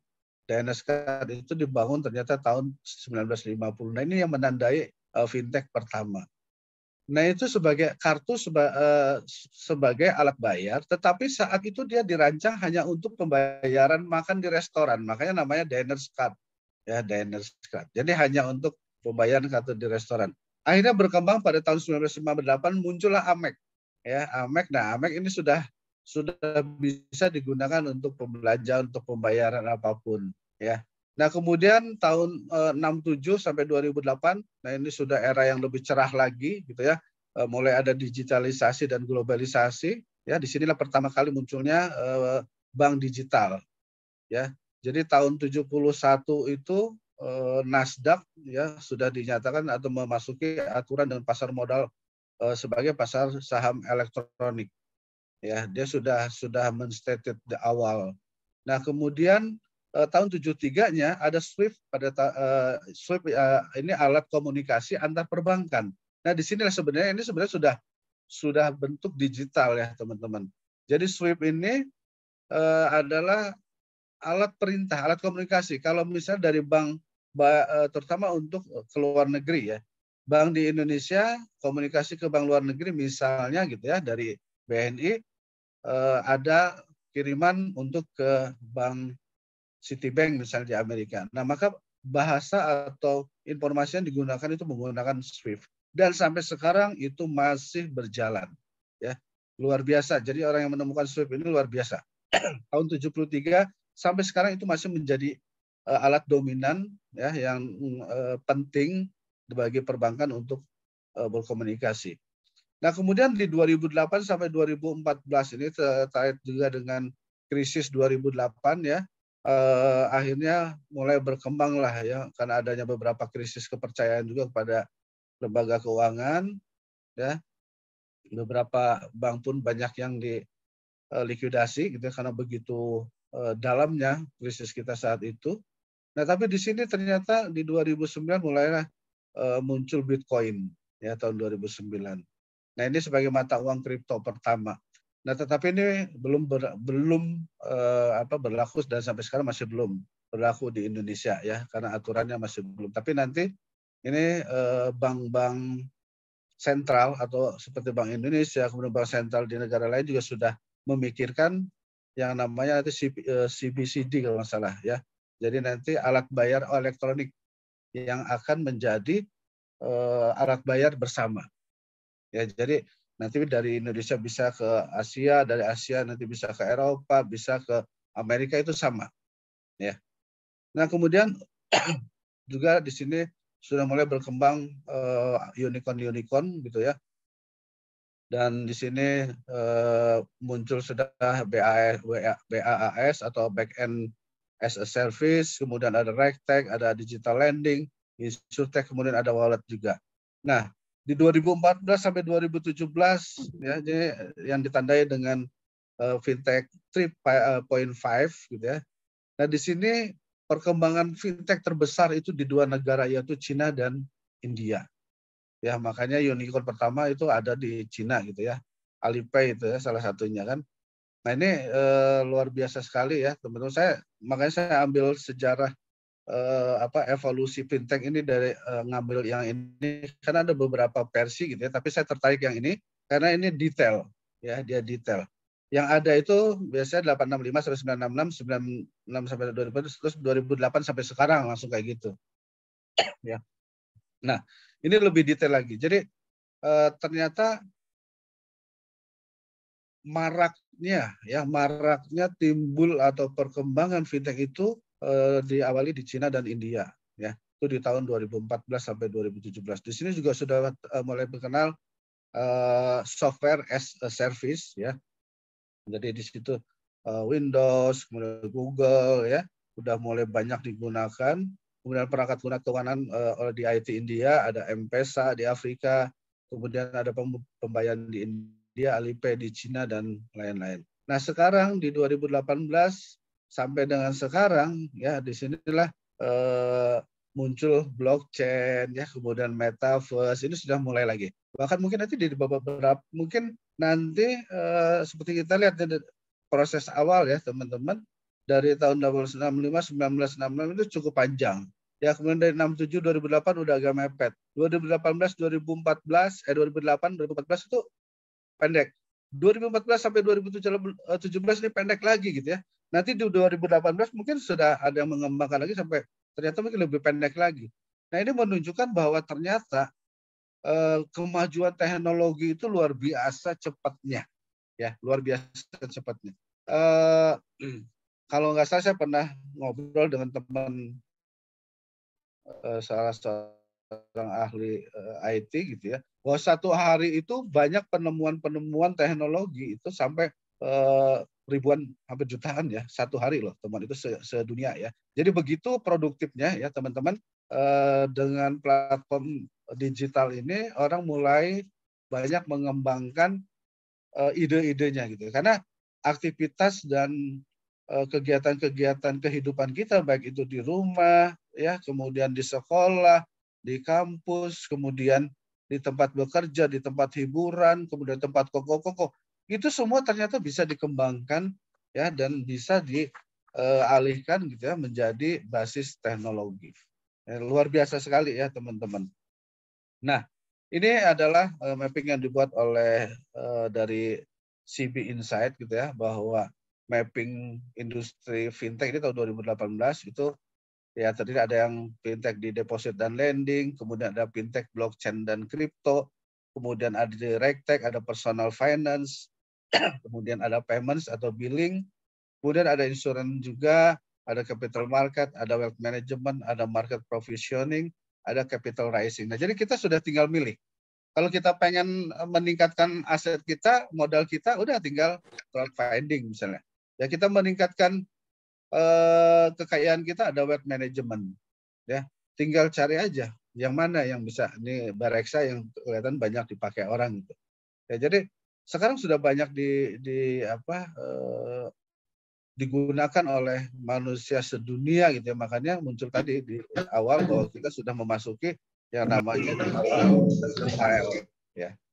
Nah, ini beberapa yang mungkin bisa mudah dipahami ya. Jadi personal finance dan investment, ya. Kemudian paymentnya apa itu, ada doku, ya, ada tiket, ya. Kemudian yang pos juga ada, lending ada, accounting ada, untuk comparison juga ada, crowdfunding ada, cryptocurrency juga gitu ya.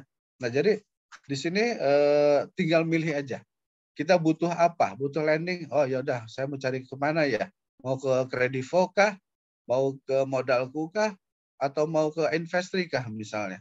Ya, silakan. Oh, kalau saya mungkin agak besar pinjaman. Oh ya, berarti saya mau cari ke crowdfunding deh, ya, yang lebih besar. Ya, Investri juga bisa besar sampai miliaran tuh. Nah, teman-teman. Nah, selanjutnya saya pengen membagi ada 4 besaran lah ya, 4 besaran kelompok fintech yang ada di Indonesia. Yang pertama adalah fintech pembayaran atau fintech payment. Ya, fintech payment ini adalah yang memberikan layanan untuk sistem pembayaran.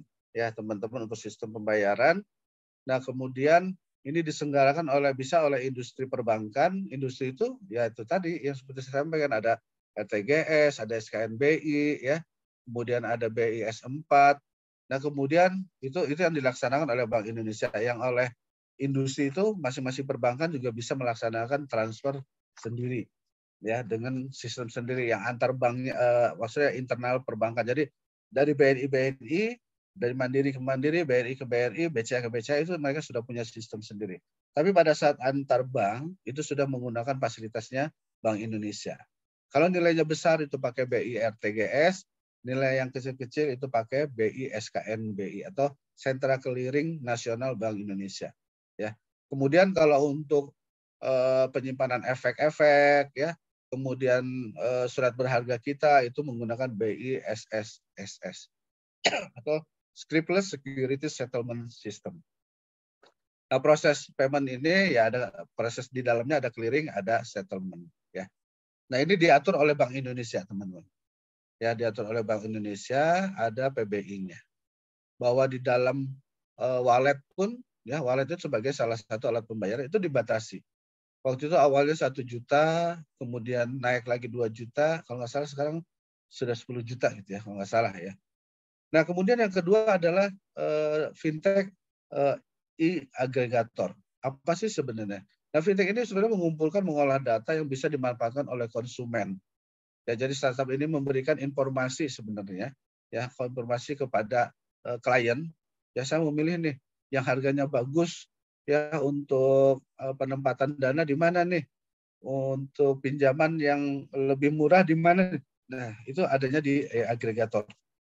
Nah, tinggal masuk aja, cek aja, cermati, kredit GoGo, kemudian di Tunaiku. Ya. Kemudian yang ketiga adalah fintech manajemen risiko dan investasi. Nah, di sini adalah fintech yang memberikan kemudahan atau informasi gitu ya buat kita si pengguna atau klien gitu ya, memudahkan dalam mendapatkan informasi terkait dengan masalah-masalah keuangan, ya, entah itu insuransi, entah itu trading, ya, entah trading itu maksudnya trading saham, misalnya untuk obligasi, untuk reksadana, ya, ini adanya di sini. Kemudian yang keempat adalah peer-to-peer lending. Nah, saya yakin kalau peer-to-peer lending ini udah banyak yang paham lah, karena ternyata se-Indonesia ini peer-to-peer lending menjadi fintech yang paling terkenal gitu ya, paling terkenal karena memang ternyata banyak nasabahnya, ya, karena pinjaman yang begitu mudah, tidak terlalu besar, walaupun mungkin bunganya masih lebih tinggi dari perbankan, gitu, tapi karena kita butuh cepat, ya, kemudian persyaratan tidak terlalu ribet, akhirnya banyak masyarakat kita yang masuk ke dalam peer-to-peer lending. Nah, ini gambarannya, saya hanya mau menyampaikan ini nih, ya teman-teman, ini terlihat ya di sini bahwa ternyata ya untuk payment ini yang pertama, ya, payment pertama, kemudian yang lending ini tadi yang peer-to-peer lending ini kedua, ya. Kemudian diikuti oleh agregator dan yang lainnya, ya, baru nanti crowdfunding dan personal financial. Nah, jadi ini menunjukkan bahwa masyarakat Indonesia lebih banyak menggunakan fintech untuk pembayaran. Ya, karena sangat mudah sekali. Ya, oh ya, mau pesan ke Shopee. Oh ya, pesan ke Tokopedia. Oh ya, mau belanja ke Lazada. Apalagi sekarang setiap bulan hampir ada ininya belanja online-nya ya. Luar biasa gitu kan. Sengaja itu para e-commerce membuat itu untuk memancing konsumerisme kita, sifat-sifat konsumerisme kita. Ya, apalagi dengan diskon yang gila-gilaan gitu ya. Siapa yang nggak tertarik? Oke. Nah, ini menurut OJK di tahun 2022 nih ya, bahwa sampai dengan saat ini ada 102 peer-to-peer lending yang berizin. Nah, jadi tolong teman-teman nanti kalaupun memang membutuhkan ini ya, perhatikan sudah berizin atau belum. Kemudian ada 11 equity atau securities crowdfunding yang berizin dan 88 inovasi keuangan digital. Ya, jadi yang terkait dengan sistem pembayaran itu ada 88 perusahaan. Oke. Kita lanjutkan lagi. Nah, ini yang mendorong kenapa pertumbuhan fintech ini sangat besar ya teman-teman. Karena ternyata pertumbuhan ekonomi kita juga sangat bagus ya, dan diproyeksikan nanti di tahun depan yang sudah digembar-gemborkan oleh negara luar ya, bahwa tahun depan akan terjadi resesi ekonomi ya, karena memang pengaruh perang antara Rusia dan Ukraina ini ternyata luar biasa ya. Mereka hanya dua negara gitu ya yang perang, tetapi dampak secara ekonominya luar biasa. Mungkin dampak politiknya tidak terlalu kelihatan, tetapi ternyata dampak ekonominya luar biasa ya. Bahkan di Argentina terakhir itu kalau nggak salah 2 bulan lalu gitu ya, tingkat inflasinya itu udah hampir 100% ya teman-teman. Bayangkan kalau sampai inflasinya itu bisa di atas 10% itu sudah ngeri sekali. Ya, termasuk Inggris itu juga udah 2 digit ya. Amerika juga. Nah, syukur-syukur Indonesia inflasinya ini masih ini ya teman-teman, masih bisa terukur lah ya, masih bisa terkontrol. Ya, sehingga tahun depan kita masih, kemarin sempat diproyeksikan perekonomian kita akan ada di angka 5%-an, tapi kemarin saya baca informasi Ibu Sri Mulyani menyampaikan mungkin akan di 4,5-an kali ya, agak turun 4,7% mungkin. Ya, dari sini pelaku ekonomi juga banyak ya teman-teman. Ada UMKM itu 65 juta yang masih belum berbank gitu ya. Artinya unbankable. Ini yang perlu mendapat perhatian, sehingga ini menjadi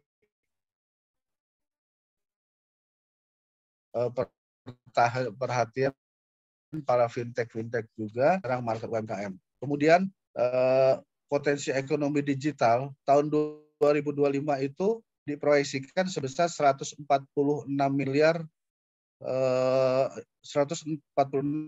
dolar. Kalau dirupiahkan kurang lebih 2.000 triliunan.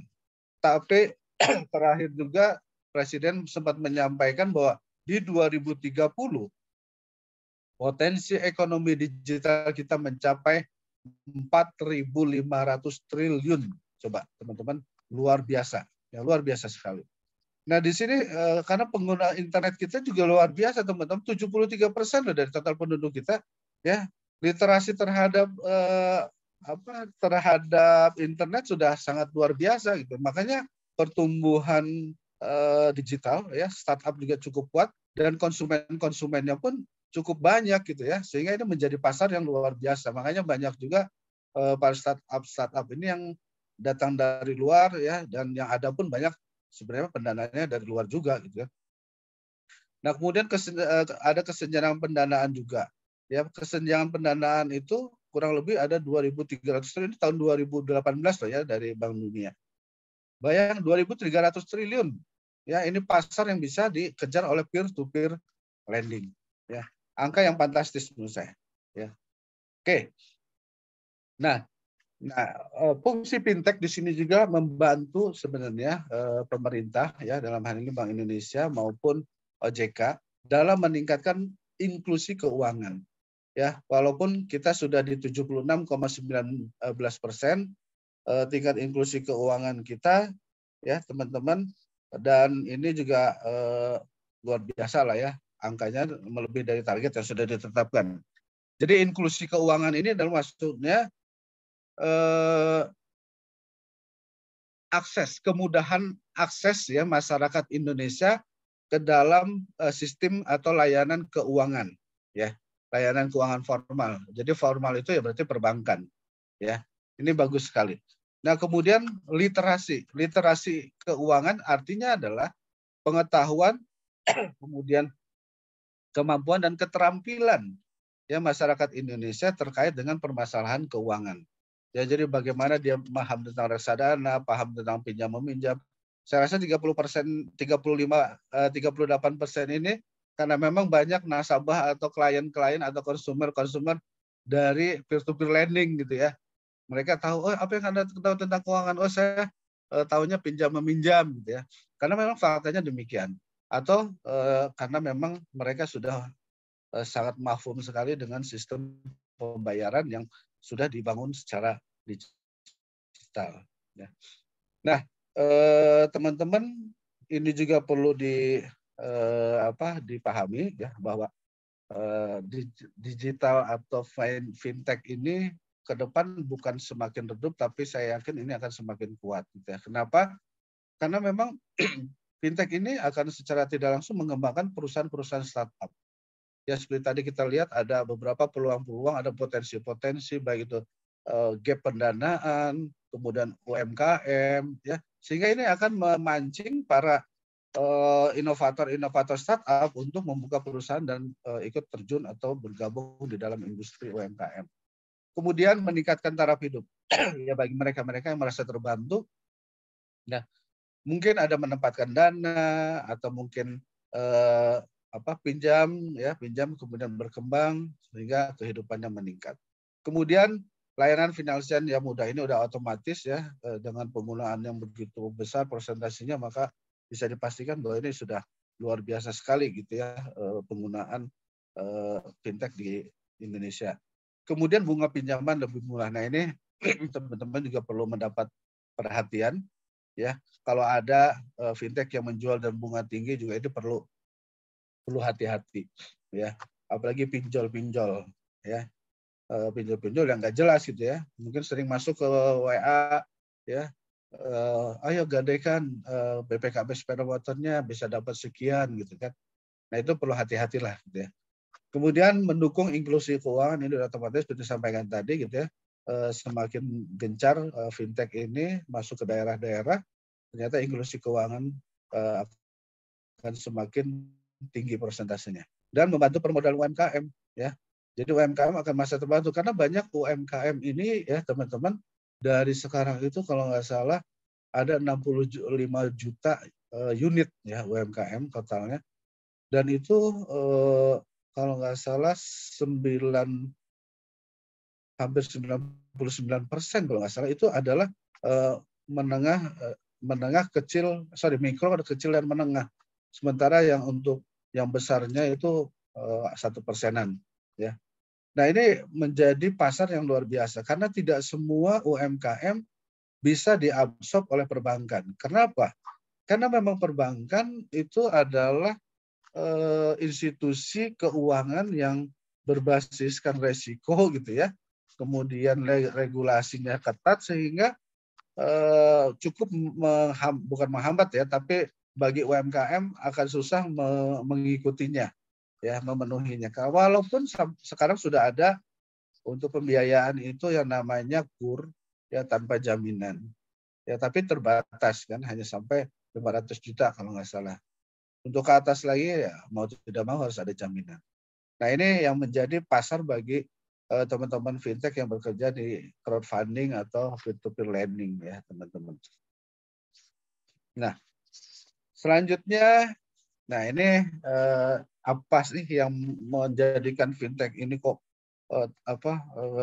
dikejar-kejar gitu ya? Ternyata fintech ini seperti gadis cantik gitu ya, seperti gadis cantik karena dia lebih ramping ya, lebih ramping gitu ya, bukan gembrot, bukan gendut, maaf ya ini bukan body shaming ya, tapi organisasi dia ini lebih ramping. Ya kalau kita bicara perbankan itu divisinya sudah berapa, kemudian kantor wilayahnya berapa banyak, kemudian cabangnya berapa banyak, gitu ya. Sehingga organisasinya memang gendut gitu ya organisasi. Tapi kalau fintech ini ramping banget, dia hanya satu mungkin owner, kemudian katakanlah BOD-nya hanya berapa orang, terus ke bawah tuh organisasinya hanya mungkin bagian data siapa, bagian analisa siapa, nanti bagian penagihan siapa. Hanya itu aja, nggak ada dia buka cabang, buka ini nggak ada. Ya, jadi sangat terampil sehingga biaya operasional dia akan murah dan mestinya biaya bunganya pun lebih murah dari perbankan, harusnya loh ya, karena biaya operasional mereka itu tidak terlalu mahal. Ya, termasuk biaya dananya lah, biaya dana itu ya termasuk seperti deposito ya. Nah itu kalau di perbankan kan mahal. Kalau mereka investor, mereka bagi hasil mungkin nanti ya. Kemudian daya penetrasinya sangat dinamis sekali. Mereka tidak bisa dihalangi dengan tembok gitu. Selama ada jaringan internet, mereka bisa akses, udah bisa langsung connect. Sebenarnya kalau perbankan tanpa ada di digital misalnya, ya mereka harus datang ke lokasi, ya butuh waktu, butuh sarana, ya biaya juga gitu ya untuk keluar, misal beli bensin apa nggak biaya, bayar taksi apa nggak biaya gitu ya. Tapi kalau ini enggak, biaya ini aja sudah, ya keluarnya cuma keluar biaya ini aja, biaya langganan kuota. Kemudian bekerjanya lebih cepat, lebih lincah ya dibandingkan bank konvensional. Udah otomatis lah ya. Karena memang struktur mereka kan ramping tadi ya. Jadi data masuk, kemudian ada apa namanya nih ya, main room yang mengecek nih data-data udah sesuai atau belum. Kalau sudah sesuai langsung diproses, proses oke setuju, langsung cair. Ya apalagi kalau semua sudah serba digital. Ya jadi semua udah secara elektronik, udah verifikasi secara digital, kemudian untuk approval juga secara digital. Ya, jadi secara digital sudah bisa mengukur resiko-resikonya. Kemudian menawarkan produk-produk baru yang dibutuhkan masyarakat, ya.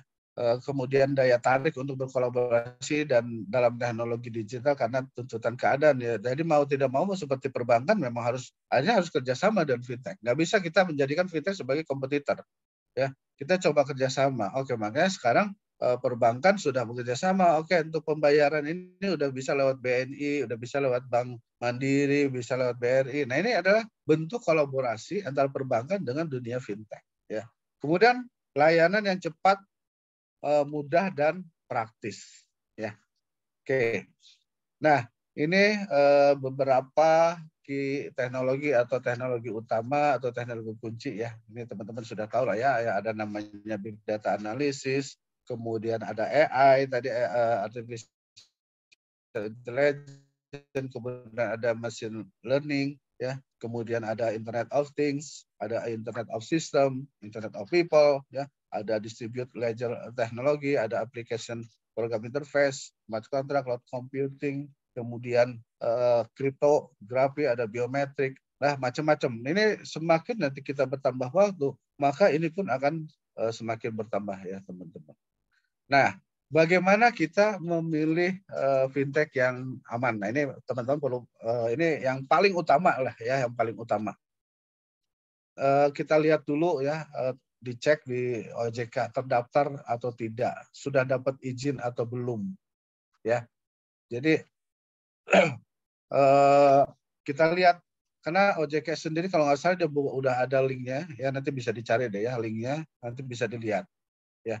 Kemudian apakah dia transparan nggak dalam biaya dan bunganya, ya. Kemudian karena ada juga yang nggak transparan, artinya nggak transparan itu biasanya pada saat ada perubahan dia nanti melakukan perubahan sendiri gitu ya, tanpa ada konfirmasi dengan kita. Jadi transparan itu seperti itu, artinya bagaimana pada saat nanti kalau ada tren bunga naik seperti apa, kalau ada tren bunga turun seperti apa, ya. Kemudian ada situs resminya. Jadi jangan yang kaleng-kaleng ya teman-teman, jangan yang abal-abal. Dia pasang alamat ternyata alamatnya cuma alamat ini aja virtual gitu ya. Nah ini tolong dicek ya. Kantornya ada nggak resmi, terus bisa diakses enggak gitu, sama nggak nah yang didaftar itu atau yang disebarkan kepada kita sama nggak dengan yang terdaftar di OJK, ya. Kemudian ada nggak kontak yang jelas dan bisa dihubungi? Karena syaratnya fintech ini harus ada saluran untuk pelayanan customer-nya. Itu yang sudah dipersyaratkan oleh OJK.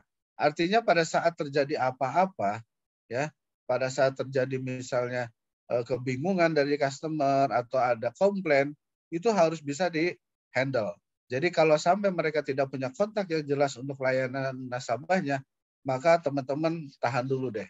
Ya, jangan memaksakan diri. Walaupun mungkin sangat tergiur karena tawarannya yang sangat luar biasa, ya teman-teman.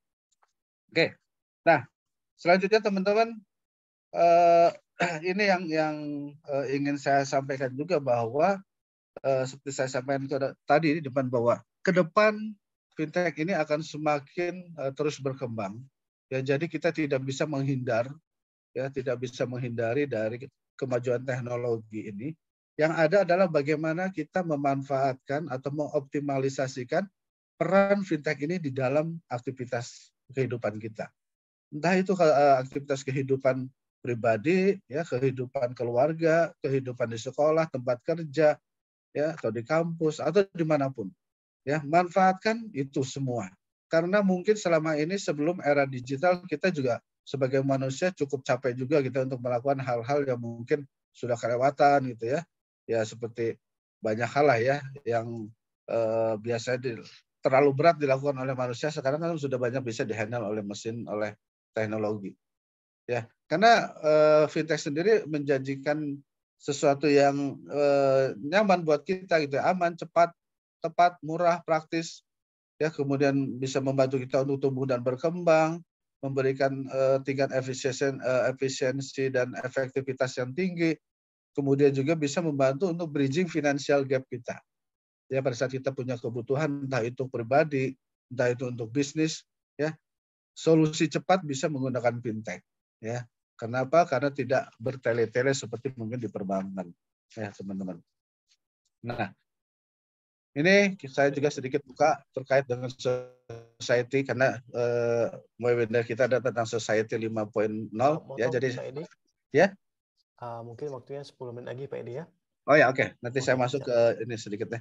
Nah, ini sedikit society ya, teman-teman. Ya, jadi kita di society 10 itu kita masa perburuan, kemudian 20 itu masa di agraris atau pertanian, kemudian di 30 itu masuk ke industri, kemudian di 4 itu informasi, dan yang sekarang sebagai respon terhadap revolusi industri 4.0 muncullah society 5.0. Nah, society 5.0 ini tadi seperti sudah disampaikan oleh Mbak Azalin dan Mas Fajar gitu. Ini dicetus oleh Shinzo Abe di Jepang ya. Jadi pengen bagaimana memanusiakan manusia dengan adanya teknologi ini. Ya, jadi bagaimana kehidupan manusia bisa diringankan beban-bebannya ya dengan memanfaatkan kemajuan teknologi. Di sini ya seperti di Society 5.0 itu sudah muncullah problem solving dengan membangun atau menciptakan value, kemudian adanya keberagaman yang tadinya sentralisasi atau terkonsentrasi sekarang menjadi desentralisasi, yang tadinya kita rentan sekarang kita resilience gitu ya, dan yang paling penting sekarang sudah memperhatikan lingkungan. Ya, jadi bagaimana kita menjaga keberlanjutan ya dan menjaga harmoni dengan lingkungan. Nah,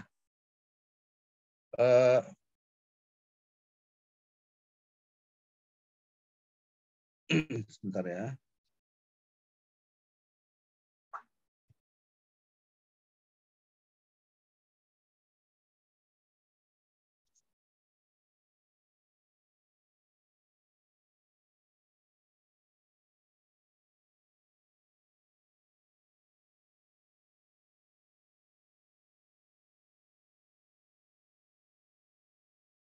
Nah, sebentar mungkin beberapa menit saya memperkenalkan ini sebagai sebuah bentuk inovasi yang dilakukan oleh BNI terkait dengan kemajuan teknologi, yaitu kita sudah melakukan transformasi digital di dalam sebuah proses pembiayaan di UMKM, di UKM gitu ya. Di sini ada yang dikenal namanya BNI Ekspora, ini solusi ekspor lebih mudah bagi UKM.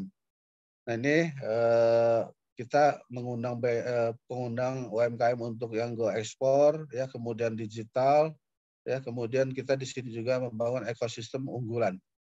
Nah, Ekspora itu apa sih? Nah, Ekspora itu adalah akronim dari ekspor dan diaspora. Ya, Ekspora itu sebagai one stop shopping solution. Jadi kalau ekspor itu berarti UKM-UKM yang berorientasi ekspor. Kalau diaspora itu adalah orang-orang Indonesia yang ada di luar negeri, yang berusaha di luar negeri gitu ya, berbisnis di luar negeri. Nah, itulah yang namanya diaspora. Ya. Nah, ini solusi BNI Ekspora ya. Jadi bagi para eksportir atau calon-calon eksportir yang sudah kita bangun ya, Ekspora ini ada 7 hub-nya ya, di Bandung, Solo, kemudian Denpasar, Surabaya, Medan, Makassar, dan ada digital portal Ekspora juga yang terintegrasi. Di sini kita akan memberikan solusi bagi yang mau go. Jadi ada go produktif, go digital, kemudian go global. Ya, yang go produktif itu pelayanan cepat dan kualitas, peningkatan kapabilitas, kemudian solusi keuangan yang mudah dan terintegrasi. Kemudian go digital, kemudian masuk ke dalam pasar atau akses pasar, kemudian aktivitas digitalnya, nah kemudian solusi transaksi non tunai. Sementara untuk yang go global, bagaimana bisa memberikan solusi dengan orientasi ekspor, pemberdayaan bisnis ekspor. Nah, seperti apa sih lebih ininya? Nah, secara roadmap-nya, ya roadmap-nya, sorry, ini anunya pindah nggak, Mas Fajar? Sesuai nggak anunya? Masih belum kelihatan, Pak Deddy. Oh, sorry, kalau gitu masih di Society 5.0. Oh, sorry. Kalau gitu saya pindah aja ya, kayaknya nggak anu nih. Nggak bisa langsung, sorry.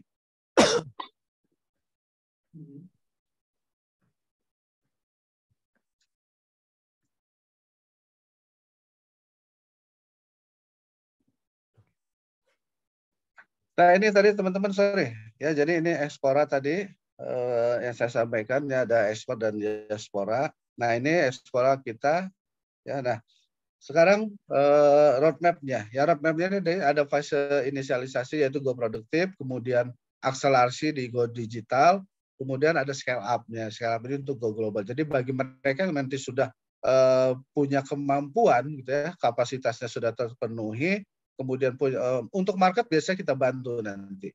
Ya, market dibantu oleh BNI karena BNI juga punya jaringan di luar negeri ya kita, sehingga ini sudah cukup banyak berhasil juga gitu ya. Nah, jadi di go produktifnya bagaimana dukungan-dukungan terhadap UMKM, yaitu baik permodalan maupun terkait dengan konsultasi gitu ya.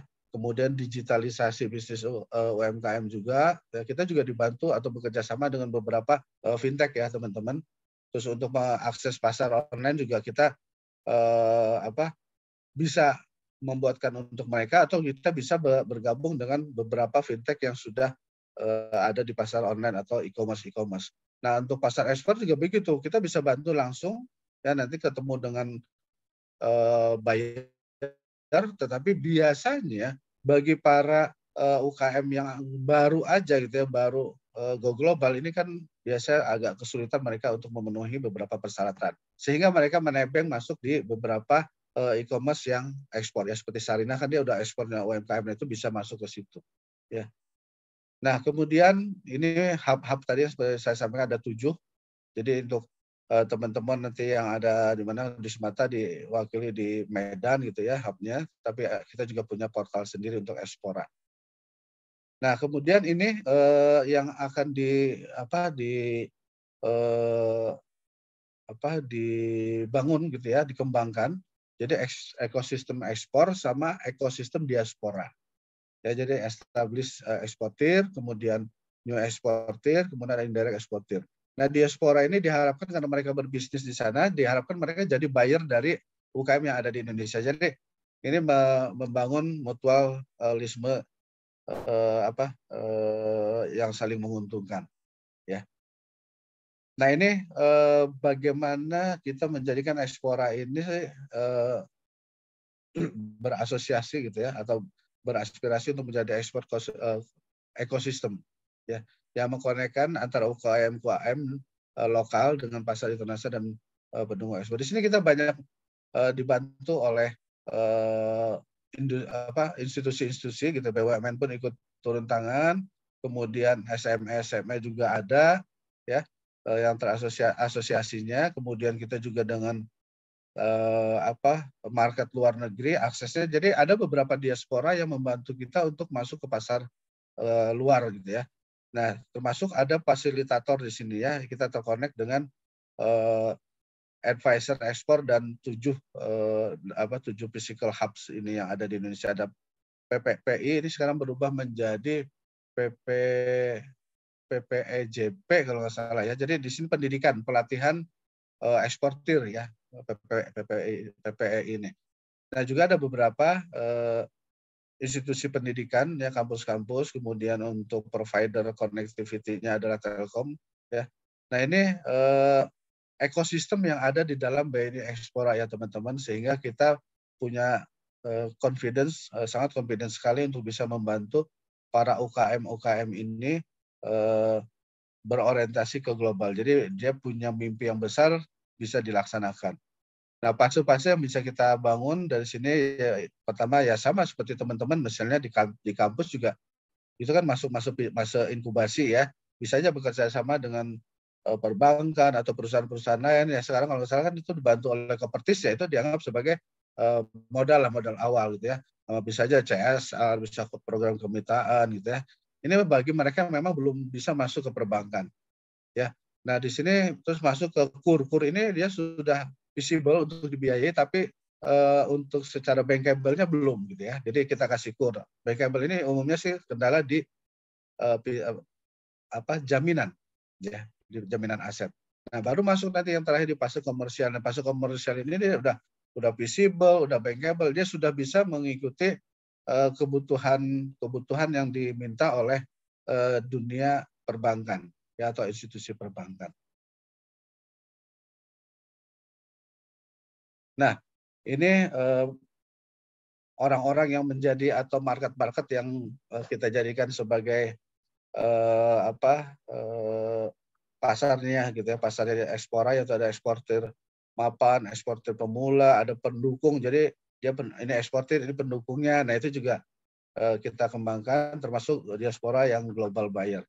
Nah ini beberapa yang sudah dilakukan oleh BNI terkait dengan BNI Ekspora ya teman-teman. Ada cari pasar, ada cari pemasok, pinjaman ekspor, pinjaman non ekspor ya. Nah ini yang sudah dilakukan juga, ada business matching jadi business matching ini adalah bagaimana produk-produk ini dimatchingkan dengan kebutuhan di negara-negara lain gitu ya.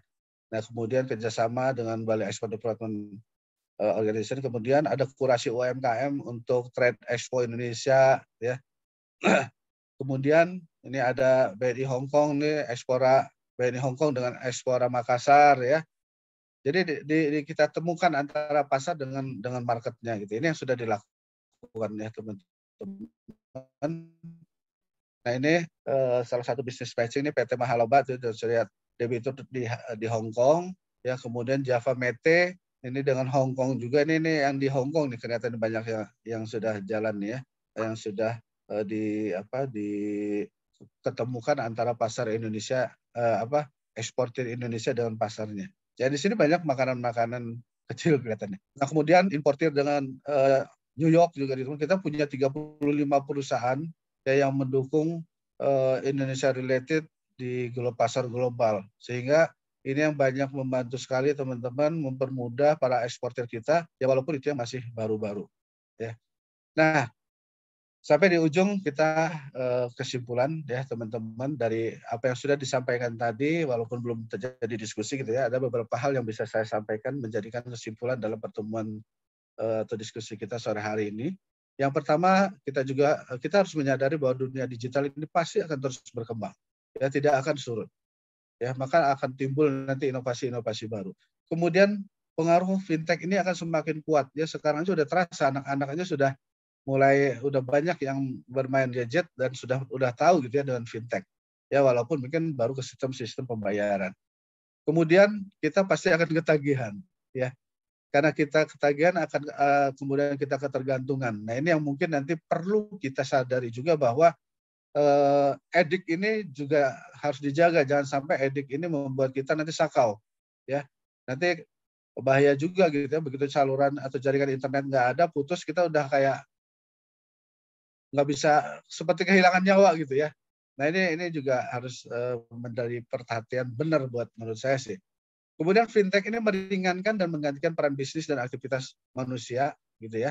Ini sudah ada AI dalam bentuk robot, dan hati-hati juga gitu ya teman-teman, terutama yang laki-laki. Ini kayaknya baru laki-laki sih ya. Nanti kalau keluar itu sudah banyak AI yang cantik-cantik gitu ya, supaya jangan salah pilih nanti ya. Untuk ngetesnya nanti nggak tahu apa harus digebuk atau gimana atau dielus-elus gitu ya. Tingkat sensitivitasnya apakah sama dengan manusia asli atau enggak, itu perlu dicoba sih ya. Kemudian user itu akan semakin dimanjakan ya. Jadi aktivitas kita itu akan banyak nanti digantikan oleh AI dalam bentuk robot mungkin ya, di rumah segala. Tetapi kembali gitu ya, mungkin saya lupa filmnya Pierce Brosnan waktu itu, Pierce Brosnan yang semuanya serba digital ya, menghidupkan lampu musik pada saat connecting listriknya dimatikan, dilabahkan ya, karena kita tidak siap dengan kembali kepada era konvensional.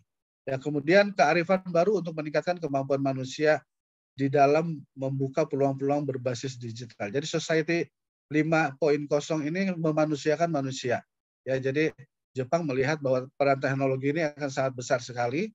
Ya, ini bukan menjadi musuh, tetapi menjadi sebuah supporting untuk memenuhi aktivitas dan kebutuhan-kebutuhan manusia.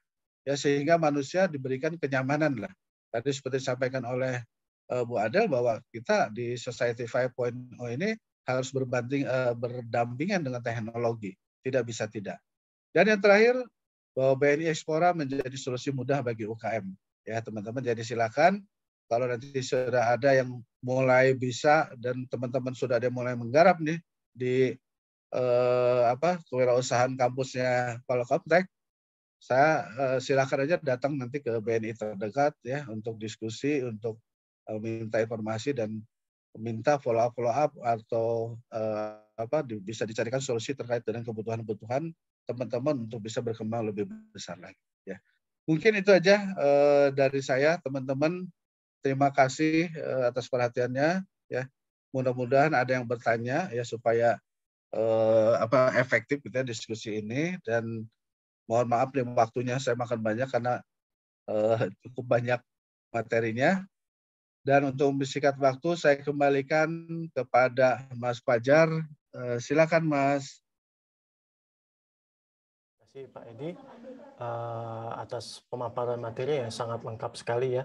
Kita di sini bisa mengetahui ya ada berbagai macam sejarahnya, bagaimana fintech itu muncul di Indonesia, berkembangnya seperti apa, industri mulai dari industri 1.0 dan juga sampai dengan industri 4.0 ya. Di sini kita bisa melihat banyak ya bahwa ternyata perkembangan itu semakin lama semakin cepat. Kurang lebih seperti itu Pak Edi ya. Yang tadinya mungkin membutuhkan waktu 15 sampai 20 tahun, kemudian turun lagi dari 10 sampai 15 tahun, dan bahkan sampai saat ini bisa jadi perkembangan itu hanya butuh waktu 1 tahun, dan bahkan bisa jadi perkembangan itu bahkan lebih cepat lagi, dan juga kita yang akan keteteran kalau kita nggak bisa ngikutin Society 5.0 dan juga teknologi terbaru yang ada di berkembang pada saat ini di dunia teknologi ya, dan memang sudah dirasakan sekali ya oleh kita. Oke, silakan bagi teman-teman yang mau bertanya. Tadi sudah banyak yang angkat tangan ya. Saya akan memberikan tiga penanya ya kesempatan. Jadi silakan bagi yang ingin bertanya, silakan raise hand ya kalau bisa melalui Zoom meeting. Nah, ini ada satu Pak Edi. Ada Stepanus Bagus Saputra. Mungkin bisa. Iya. Oke, Stepanus. Iya. Ya, silakan. Boleh bertanya. Tadi kan ngebahas mengenai ini apa ya? Permasalahan teknologi kan semakin cepat kita kan.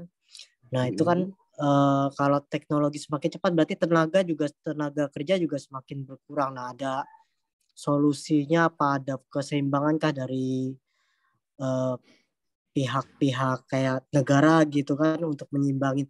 Siapa tahu kan ngerinya dampaknya adalah pengangguran gitu kan. Okay. Nah, itu sih. Terima kasih, Pak. Oke. Bagus sekali pertanyaannya. Mungkin Pak Edi mau menjawab, silahkan Pak Edi. Nah, tiga-tiganya biar Oh, ini, siap. Oke, siapa lagi yang mau ingin bertanya? Silakan. Tadi siapa ya? Mbak Putri saya lihat ya.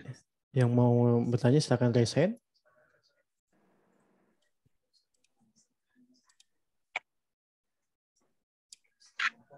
Tadi saya lihat ada yang raise hand, siapa? Mbak Putri. Atau udah hilang lagi? Udah hilang. Silakan yang ingin bertanya, jangan usah malu-malu ya. Karena kita sini sama-sama belajar. Oh, ini ada Halo, lagi. Mas Rio. Rio Adrianto. Silakan, Mas Rio.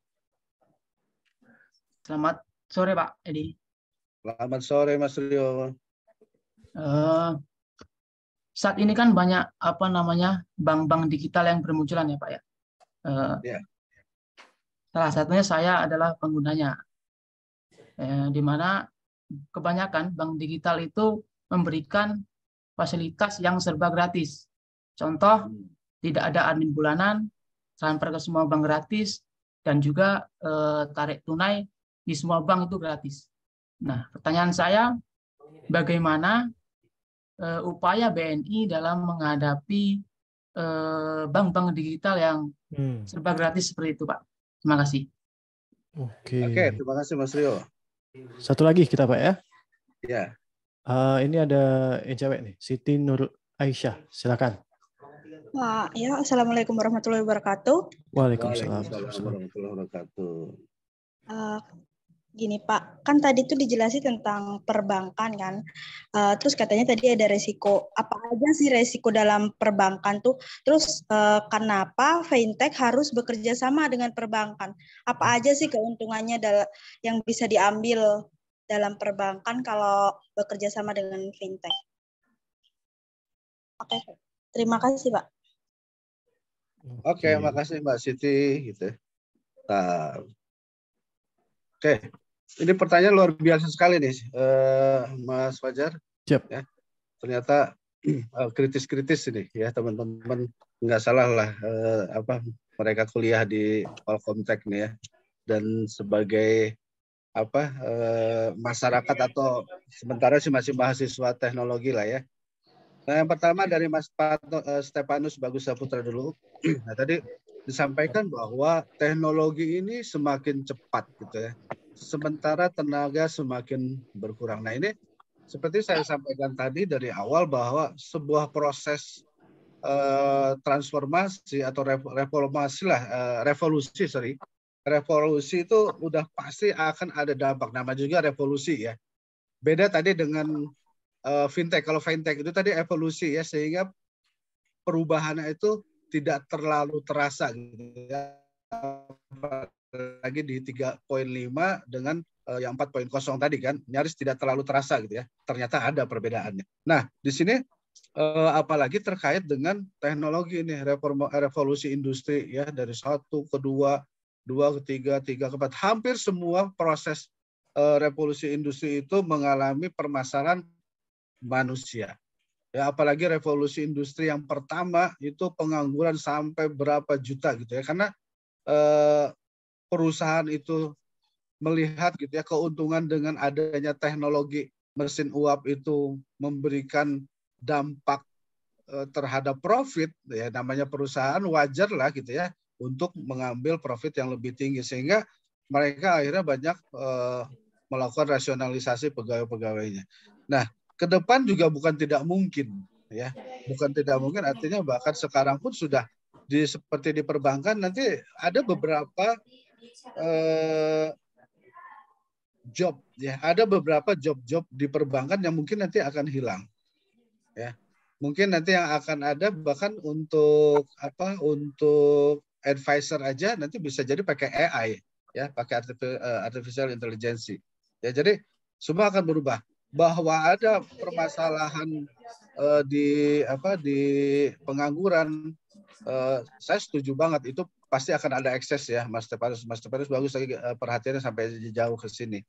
Nah, jadi untuk itu maka selalu ada diinformasikan ya teman-teman bahwa saya hampir setiap hari melihat di informasi di Google gitu ya, bahwa ini beberapa beberapa jurusan atau beberapa fakultas yang sangat relevan dan dibutuhkan dengan masa era atau di era digital ini. Ya, ada beberapa ya seperti data analitik, kemudian kemampuan membaca big data, gitu ya.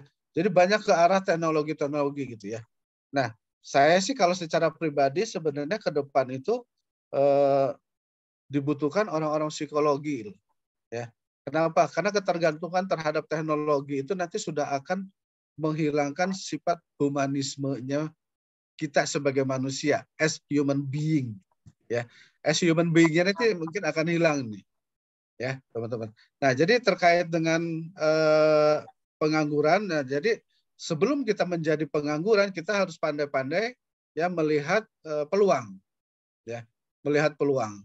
Dan kalau menurut saya sih sebenarnya kita nggak usah takut jadi pengangguran gitu ya, karena kenapa kita tidak memilih menjadi seorang pengusaha startup, ya? Kenapa kita harus berpikir wah nanti saya pengangguran nih, banyak teknologi yang sudah menggantikan tenaga manusia, loh bagaimana saya nanti saya bisa nggak dapat pekerjaan dong gitu ya? Nah harusnya kita tidak berpikir seperti itu. Artinya gini. Silakan nanti pemerintah punya kebijakan tersendiri terkait dengan akses manusia yang bekerja ini, tetapi paling tidak dari kita sudah punya sebuah tekad gitu ya bahwa oke, boleh teknologi semakin cepat maju, tetapi nanti saya yang akan mengendalikan teknologi, ya. Nah itulah yang menjadi poin juga di dalam Society 5.0. Kita tidak drive oleh teknologi, tetapi bagaimana kita mendrive teknologi. Ya, itu jawabannya untuk Mas Stefanus, mudah-mudahan bisa menjawab. Oh iya Pak, boleh nambah satu lagi ya Pak? Ini saya lupa nih. Silakan. Ini kan kebetulan lagi dari BNI kan, perbankan pula Pak. Nah ini kan sekarang banyak sekali kayak peminjaman itu mudah pakai KTP atau apa. Nah itu bagaimana kalau KTP kita kita minjemin ke kawan atau apa untuk misalnya untuk perwakilan atau apa tiba-tiba disalahgunakan, apakah ada solusi-solusi gitu, apa bagaimana gitu kan, karena kan banyak sekali kayak NPWP atau apa kan disalahgunakan lah gitu. Ya, oke. Bagus, terima kasih pertanyaannya Mas Stefanus. Nah jadi memang saya setuju sekali apa yang disampaikan oleh Mas Stefanus tadi. Ya, di bank-bank, jangankan di fintech gitu ya, di bank-bank konvensional pun ya itu masih banyak yang menggunakan rekening-rekening yang dibuka itu oleh orang lain atau digunakan untuk penampungan penipuan, ya. Nah tetapi sekarang aturan kita itu udah sangat ketat sekali, ya. Jadi di bank-bank konvensional termasuk bank syariah gitu yang masih punya cabang gitu ya, punya gedung ya, bukan non digital maksudnya. Nah ini kita punya beberapa piranti ya untuk menjaga itu. Jadi sudah bisa dipastikan, diyakini bahwa yang membuka itu benar-benar orangnya, karena kita ada beberapa step-step yang ditambahkan gitu ya. Jadi sedikit agak ribet sebenarnya, tetapi sebenarnya bukan ribet banget, tapi lebih kepada untuk mengamankan nasabah. Karena banyak kejadian gini. Saya misalnya punya uang nih, saya katakan dari Jakarta saya datang ke Palembang, saya carilah orang-orang yang tinggal di desa nih, saya kasih Mas atau Mbak atau Bu atau Pak, saya mau kasih uang 500.000, mau nggak? Oh mau, oke. Tapi bantu saya, nanti Bapak buka rekening di BNI ya, Bapak pakai kartu KTP Bapak, gitu. Nanti saya kasih uangnya untuk setor, ya. Tapi nanti buku sama ATM-nya saya bawa ya. Nah, nanti diajarin, itu bisa aja diajarin. Nanti kalau pas ini tanya aja sama petugas banknya bagaimana ya gitu. Nah, itu sering terjadi begitu. Nah, jadi paling dia udah setor sebesar 150.000 untuk saldo minimum, kemudian dia kasih 500.000 buat orangnya, dia sudah megang buku sama, terutama ATM sih ya. Kalau buku tuh hampir jarang, karena buku kan harus orangnya. ATM-nya dia pegang. Tahu nanti ada transfer dari mana gitu ya, dia ngambilnya udah di mana gitu. Nah ini biasa nanti dipastikan lagi. Jadi setiap pembukaan itu nanti ada konfirmasi ulang, ya, ada konfirmasi ulang dari bank ya untuk memastikan ya entah teleponnya benar nyambung atau enggak, alamatnya sesuai atau enggak. Dan udah ketahuan nanti pada saat biasanya nih ya salah satu gejala yang selalu kita waspadai ada gini, setor 500.000 ya, setor 500.000, tahu-tahu nanti setelah pulang ya dia tarik uangnya tinggal setoran sebesar minimal ya. Nah itu bisa kita pastikan bahwa itu bisa dijadikan untuk alat penipuan ya, termasuk yang setornya cuma setor minimal gitu ya, kecuali misalnya saya mahasiswa, jelas mahasiswa setor minimal nggak apa-apa, tapi kalau orang non pelajar, non mahasiswa gitu ya, atau setornya minimal, itu pasti kita waspadai ya, pasti kita pantau rekeningnya ya, kita kasih adalah istilah di internal kita itu, jadi ada catatan lah gitu, jadi dimanapun akan terbaca ya. Jadi itu Mas Stefanus untuk pengamanannya ya. Oke, terima kasih ya. Oke, nah kembali selanjutnya untuk Mas Rio Adianto. Bank digital sekarang ini sudah banyak bermunculan gitu ya, dengan menawarkan fasilitas gratis, biaya-biaya gratis, gitu ya, lebih murah bahkan gratis malah gitu ya. Nah, lalu bagaimana sih upaya BNI untuk menghadapi bank-bank digital ini? Yang pertama, BNI sudah banyak melakukan proses transformasi digital. Ya, adanya BNI Mobile Banking, ya, kemudian kita juga ada yang namanya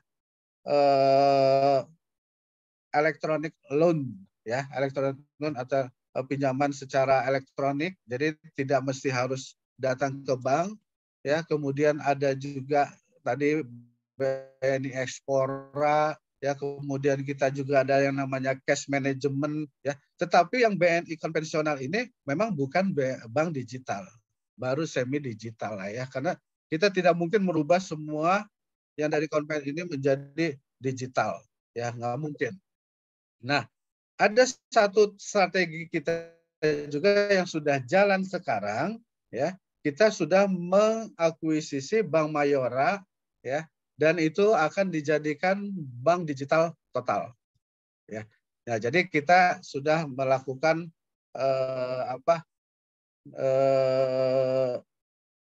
cover pasar lah ya, cover market yang mungkin akan kesedot oleh bank digital dengan mengakuisisi Bank Mayora sebagai anak perusahaan yang menjadi bank total digital total murni. Ya, jadi semua serba digital itu nanti. Ya. Ini sedang proses. Kemudian yang ketiga, Mas Rio mudah-mudahan bisa terjawab. Yang ketiga, Mbak Siti Nur Aisyah, risiko di perbankan. Ya, itu tadi cukup ribet, dan kenapa sih fintech mau kerjasama dengan bank? Nyataannya adalah memang fintech mau tidak mau juga bank harus mau tidak mau harus bekerja sama dengan fintech, dan fintech tidak bisa menolak perbankan juga. Kenapa? Masing-masing punya database. Ya, fintech juga butuh. Ya, fintech butuh gitu kan, butuh database. Ya, dia tidak bisa mencari database sendiri. Kalau dia bekerja sama dengan salah satu institusi yang memiliki database, misalnya fintech fintech pinjol atau peer-to-peer lending, bekerja sama misalnya dengan GoPay, dengan Gojek, bekerja sama dengan Grab. Mereka sudah punya database yang besar gitu, ya. Contoh kolaborasi yang bagus antara Gojek dengan Tokopedia menjadi GoTo. Walaupun memang secara finansial gitu ya, perkembangan di market sahamnya di pasar modal tidak terlalu bagus, tetapi strategik bisnis yang dibangun itu luar biasa. Tokopedia sudah punya market, sudah punya database. Gojek sudah punya market, sudah punya database. Mereka gabungkan, bayangkan database mereka sudah berapa, ya. Nah, jadi di situ salah satu keuntungan atau salah satu poin yang menjadi perhatian penting, ya. Dari sisi perbankan membutuhkan teknologinya, dari sisi fintech dia membutuhkan database-nya, ya. Jadi seperti itu, Mbak Siti, mudah-mudahan bisa ditangkap ya. Oke, saya kembalikan ke Mas Fajar. kalau masih ada. Siap. Terima kasih teman-teman ya kepada Siti Nur Aisyah, Rio Adrianto, dan juga Stefanus Bagus Saputra. Ada banyak sekali pertanyaan Pak Edi ya. Mungkin saya kasih satu lagi boleh Pak Edi ya? Baik, silakan. Silakan, mungkin ada yang mau bertanya. Satu lagi kita boleh raise hand ya. Sebelum nanti sesi pertama kita pada sore hari ini kita tutup. Silakan teman-teman. Kalau ada yang ingin ditanyakan.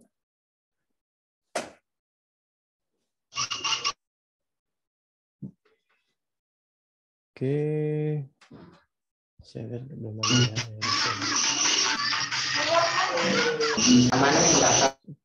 Oke.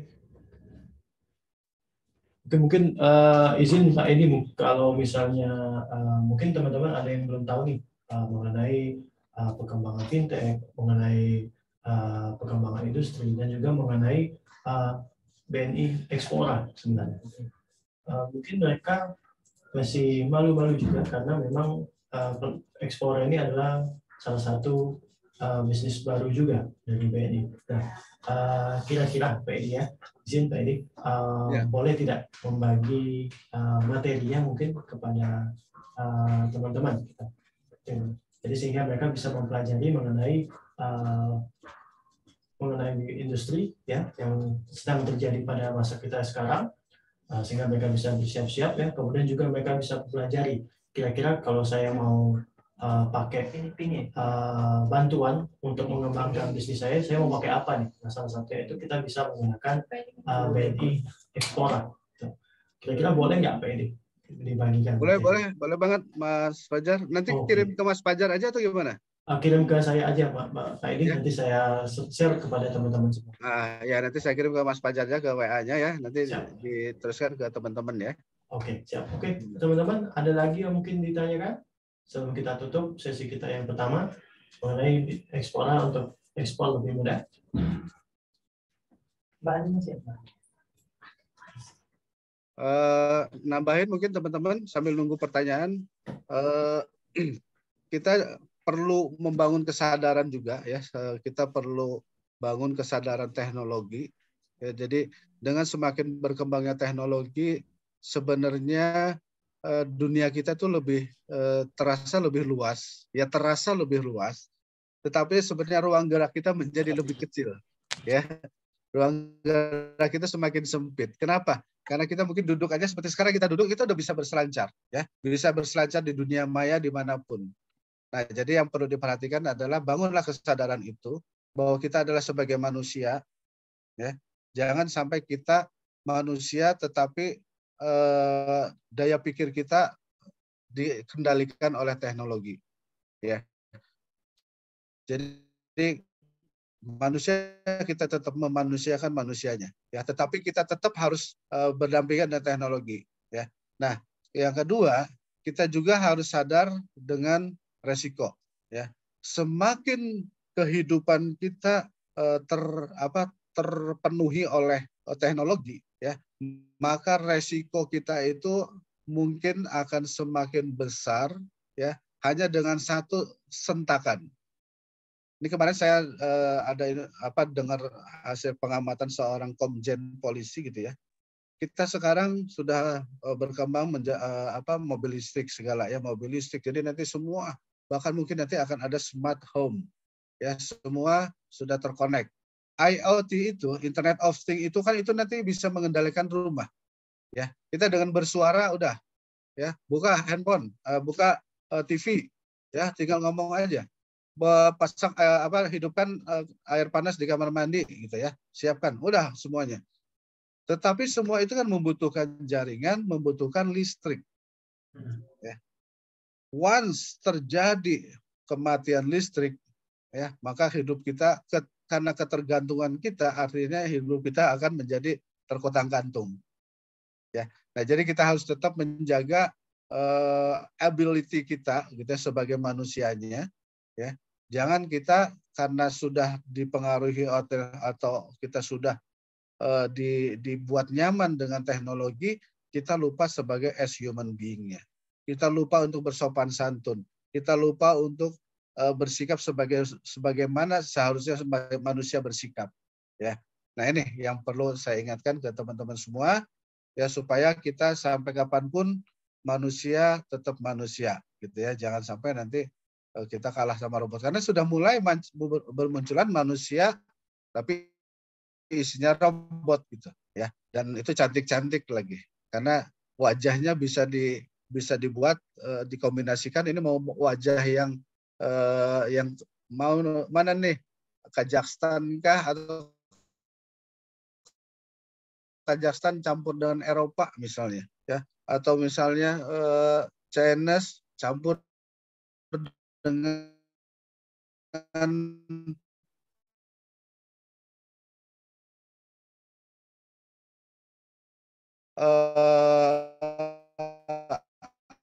dengan Arab misalnya, muka-mukanya gitu. Tambahan dari saya, Mas Fajar, mudah-mudahan ini bisa buat saya juga gitu ya. Oke, silakan kalau masih tanya.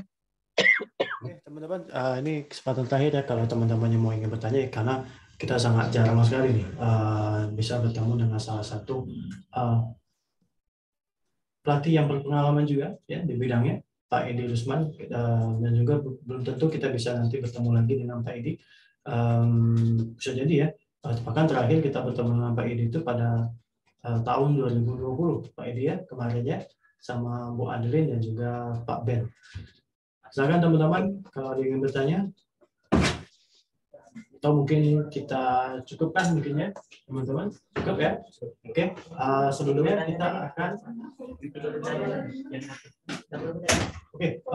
untuk 3 pertanyaan tadi ya sudah cukup ya, untuk Stefanus Bagus Saputra, Rio Adrianto, dan juga Siti Nur Aisyah ya. Selamat ya bagi teman-teman semua, nanti kalian semua akan mendapatkan hadiah ya. Silakan nanti bisa menghubungi panitia yang ada. Untuk hadiahnya juga nanti akan kita berikan setelah sesi selesai atau setelah hari ketiga mungkin ya. Oke, nanti kita info lagi ya di dalam grup kita yang melalui Telegram. Oke, sebelum saya tutup ya, mungkin Pak Edi Rusman ada yang ingin disampaikan, mungkin pesan-pesan untuk mahasiswa-mahasiswa muda kita yang sedang mencoba untuk memperbaiki kehidupan kita menjadi jauh lebih baik dan juga jauh lebih mudah. Silakan Pak Edi, kalau ada yang pesan ataupun kesan yang ingin disampaikan.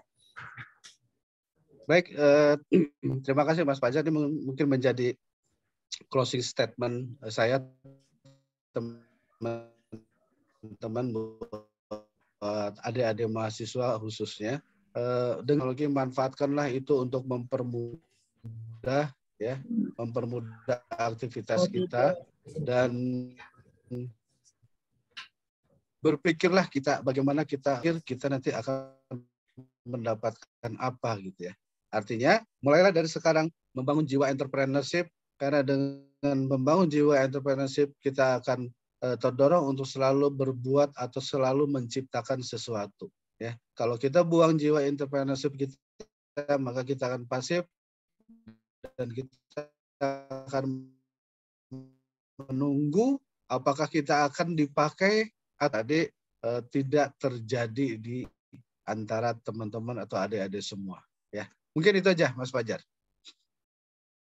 Ini merupakan salah satu kesempatan kita yang paling luar biasa bisa kita dengan Pak Edi ya. Jadi jangan sampai kita ketinggalan memiliki jiwa entrepreneurship ya, karena dalam jiwa entrepreneurship ini kita bisa membuka banyak sekali lapangan pekerjaan. Salah satunya seperti apa, kita bisa membuka lapangan dengan mendirikan perusahaan-perusahaan startup ya, di mana sekarang banyak sekali sebenarnya investor-investor yang bermunculan, yang baru juga, yang memang mencari sebenarnya startup potensial.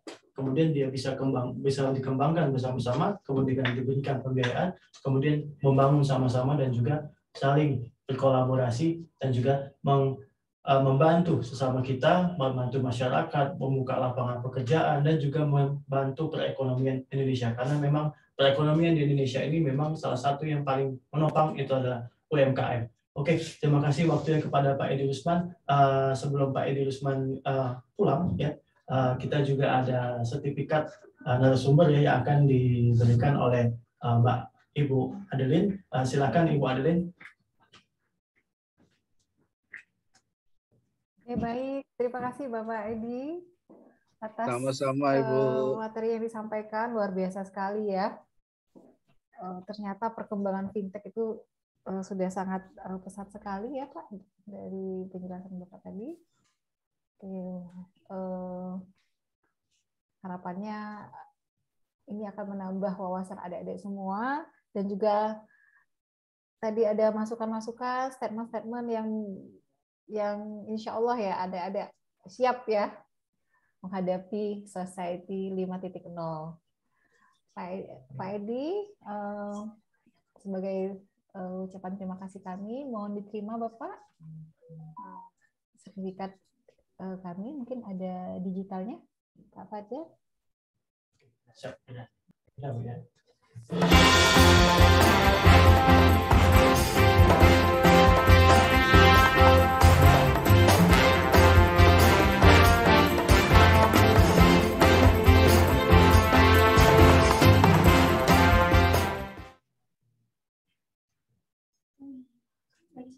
Oke, sudah diterima Ibu. Terima kasih.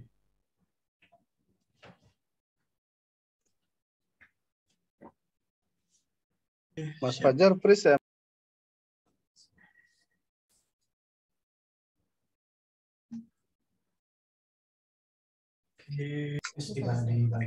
Di bagian akhir, saya juga izin Pak Edi ya, kita pada sore hari, karena dari dosen bisnis digitalnya ada banyak sekali ide-ide brilian. Salahnya kami pengen mencari para ahli yang bisa membantu kami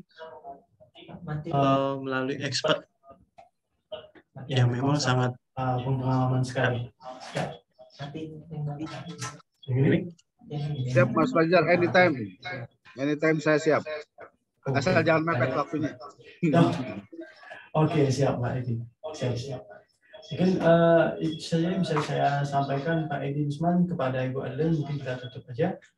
Saya mohon maaf sekali lagi Pak Edi, dalam waktu yang sangat singkat dan sangat mendadak ini mengganggu waktu libur Pak Edi Usman, dan juga kepada Ibu Adeline sebagai warik satu, saya mengucapkan terima kasih juga. Saya juga mohon maaf kepada teman-teman. Apabila saya ada salah kata dan juga salah kelakuan, saya akhiri sesi kita pada sore hari ini. Wabillahi taufiq wal hidayah. Assalamualaikum warahmatullahi wabarakatuh.